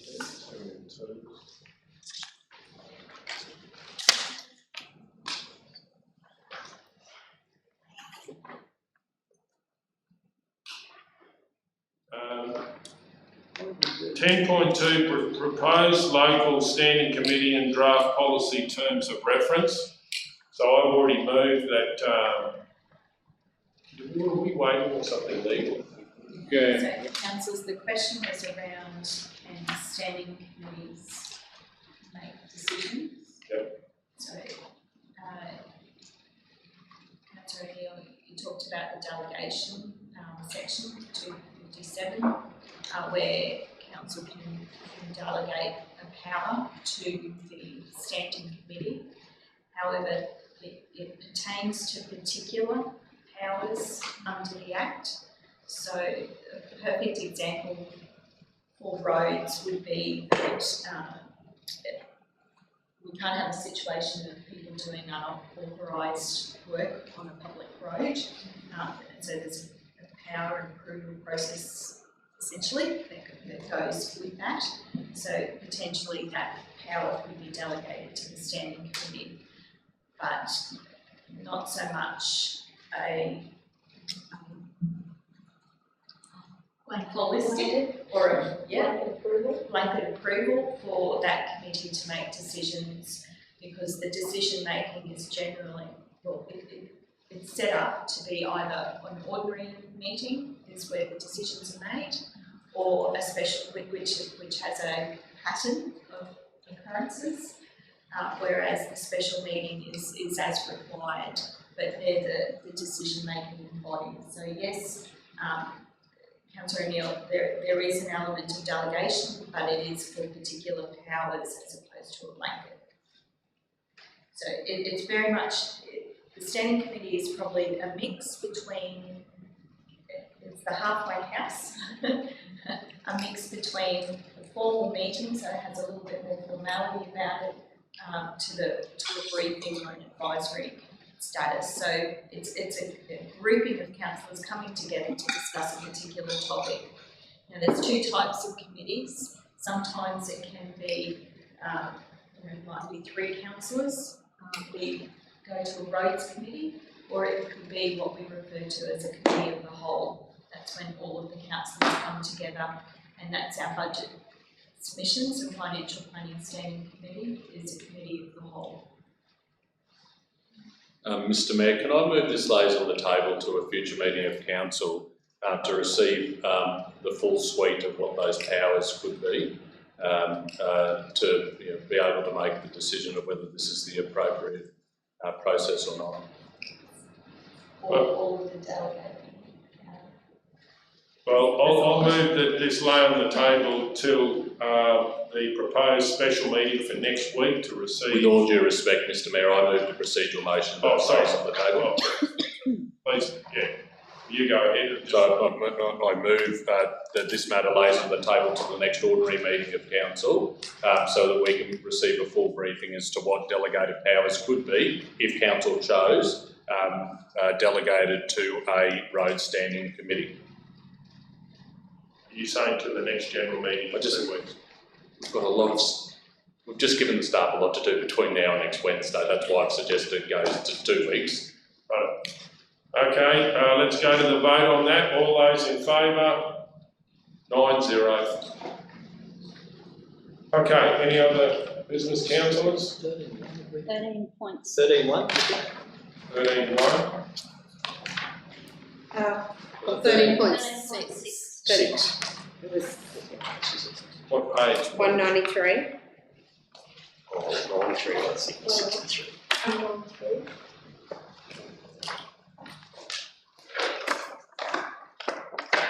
13.6, request to support conservation and land management economic stimulus. And the CEO, you said there was a letter that came. Yeah. Has everyone had a chance to read that? I've emailed to you. Yeah, I'll be fine, you should. I'm feeling that you might want to lay this one on the table. I'll move it that we lay it on the table to the next ordinary meeting of council. All those in favour? 9-0. Any further business, councillors? Mr Mayor, I just want to raise a matter, if I can, and it relates to the next ordinary meeting of council. We resolved back at the post-election meeting that the trial would start to the outlying town meetings in June. The last stop point was that a report be tabled at the ordinary meeting of today in relation to the Chief Health Officer's directions in regard to COVID-19. Now, except that it could have got lost in all the ether of what's been going on since then. I just wonder if that element of that resolution could come to the special meeting next week to update council as to what those current restrictions are. And further to that, it's still a requirement of my understanding that these meetings be recorded or live streamed because we can't open the doors. Is that meeting in Mitchell? Yes. can we get a briefing as to how that, is that possible? How's it going to be set up? What needs to happen? There's none. Well, council, just one thing I'd like to say on that, because of our pressing budget issues, I'll actually be sending correspondence to ask at the special meeting that we could postpone the start of that until after the budget is completed. And also, yes, I'll be putting that in writing, and I'm hoping to deal with that next week, so we have an opportunity to delay that. So we have basically the communities sort of hopefully all back, and also, yeah, in that resolution, it's actually 2 meetings a month in the region, whereas my original proposal was actually 1 meeting a month. So I'd be liking to bring that, to make that change, delay it, and then have it for a 6-month period. But yeah, so that was going to be for next week's meeting. I was going to request that. So that will have to be a rescission motion. So we do have one repeal or amendment motion that will be circulated to councillors tomorrow, Mr. Mayor, so yep. we can do that. Yeah, tomorrow. That'll be good. I think, sorry, Mr. Electric, I think also, not only the virus, but I think the weather and how late and how long our meetings are going at the moment because of the virus, and I'm still learning, so I think wise to put it up. Yeah, so I don't know whether that helps Councillor O'Neill, but obviously part of the motion was to have a report, so is that possible for the Chief Health Officer? Did you want that, Councillor O'Neill, or if it was a decision motion?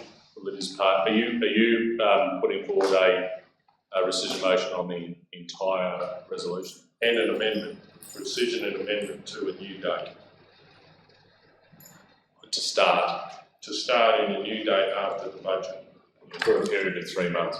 For a period of actually at least 4 months, because we wouldn't get around the region. So I'd be actually looking at 6 months, once a month, 1 meeting. So the other meeting would be here and one would be in the country, which was actually the original motion, but it sort of got changed a bit. It also didn't have anything about supper in there, so. No, it is clear for the trial, council hold ordinary council meetings on a rotational basis for the first meeting of each month, being Mitchell, then Surratt, Yilmar and Injune. So the second meeting would be in Rome. It says it in the resolution. Okay, well, that'd be, anyway, so as part of that I'd be delaying it, but it looked like it didn't actually say that. I read, but I might have read that wrong. Anyway, so yeah, that's what's happening there. So if you'd like, yep. we can help with that tomorrow, Mr. Yeah, Mayor, and then that will give 5 clear days before the special meeting. Yep. Just one more thing before we close. For issues like that we need to follow up, like say the Mitchell Ball or the Mitchell Dump, things like that, do I just put that through the 178? So when you say follow up, Councillor Burger, do you mean to seek an update? Yeah. You just a request for information about where I've had a few people ask me about where it is at the moment, those projects are on hold at the moment, so I just need to know an update. Oh, okay.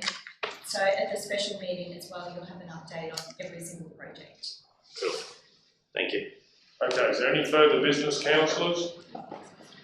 On that note, I'll close the meeting at 7:58 Oh. a.m. Which clock are you looking at? Mr. O'Neill. Thank you for your attendance.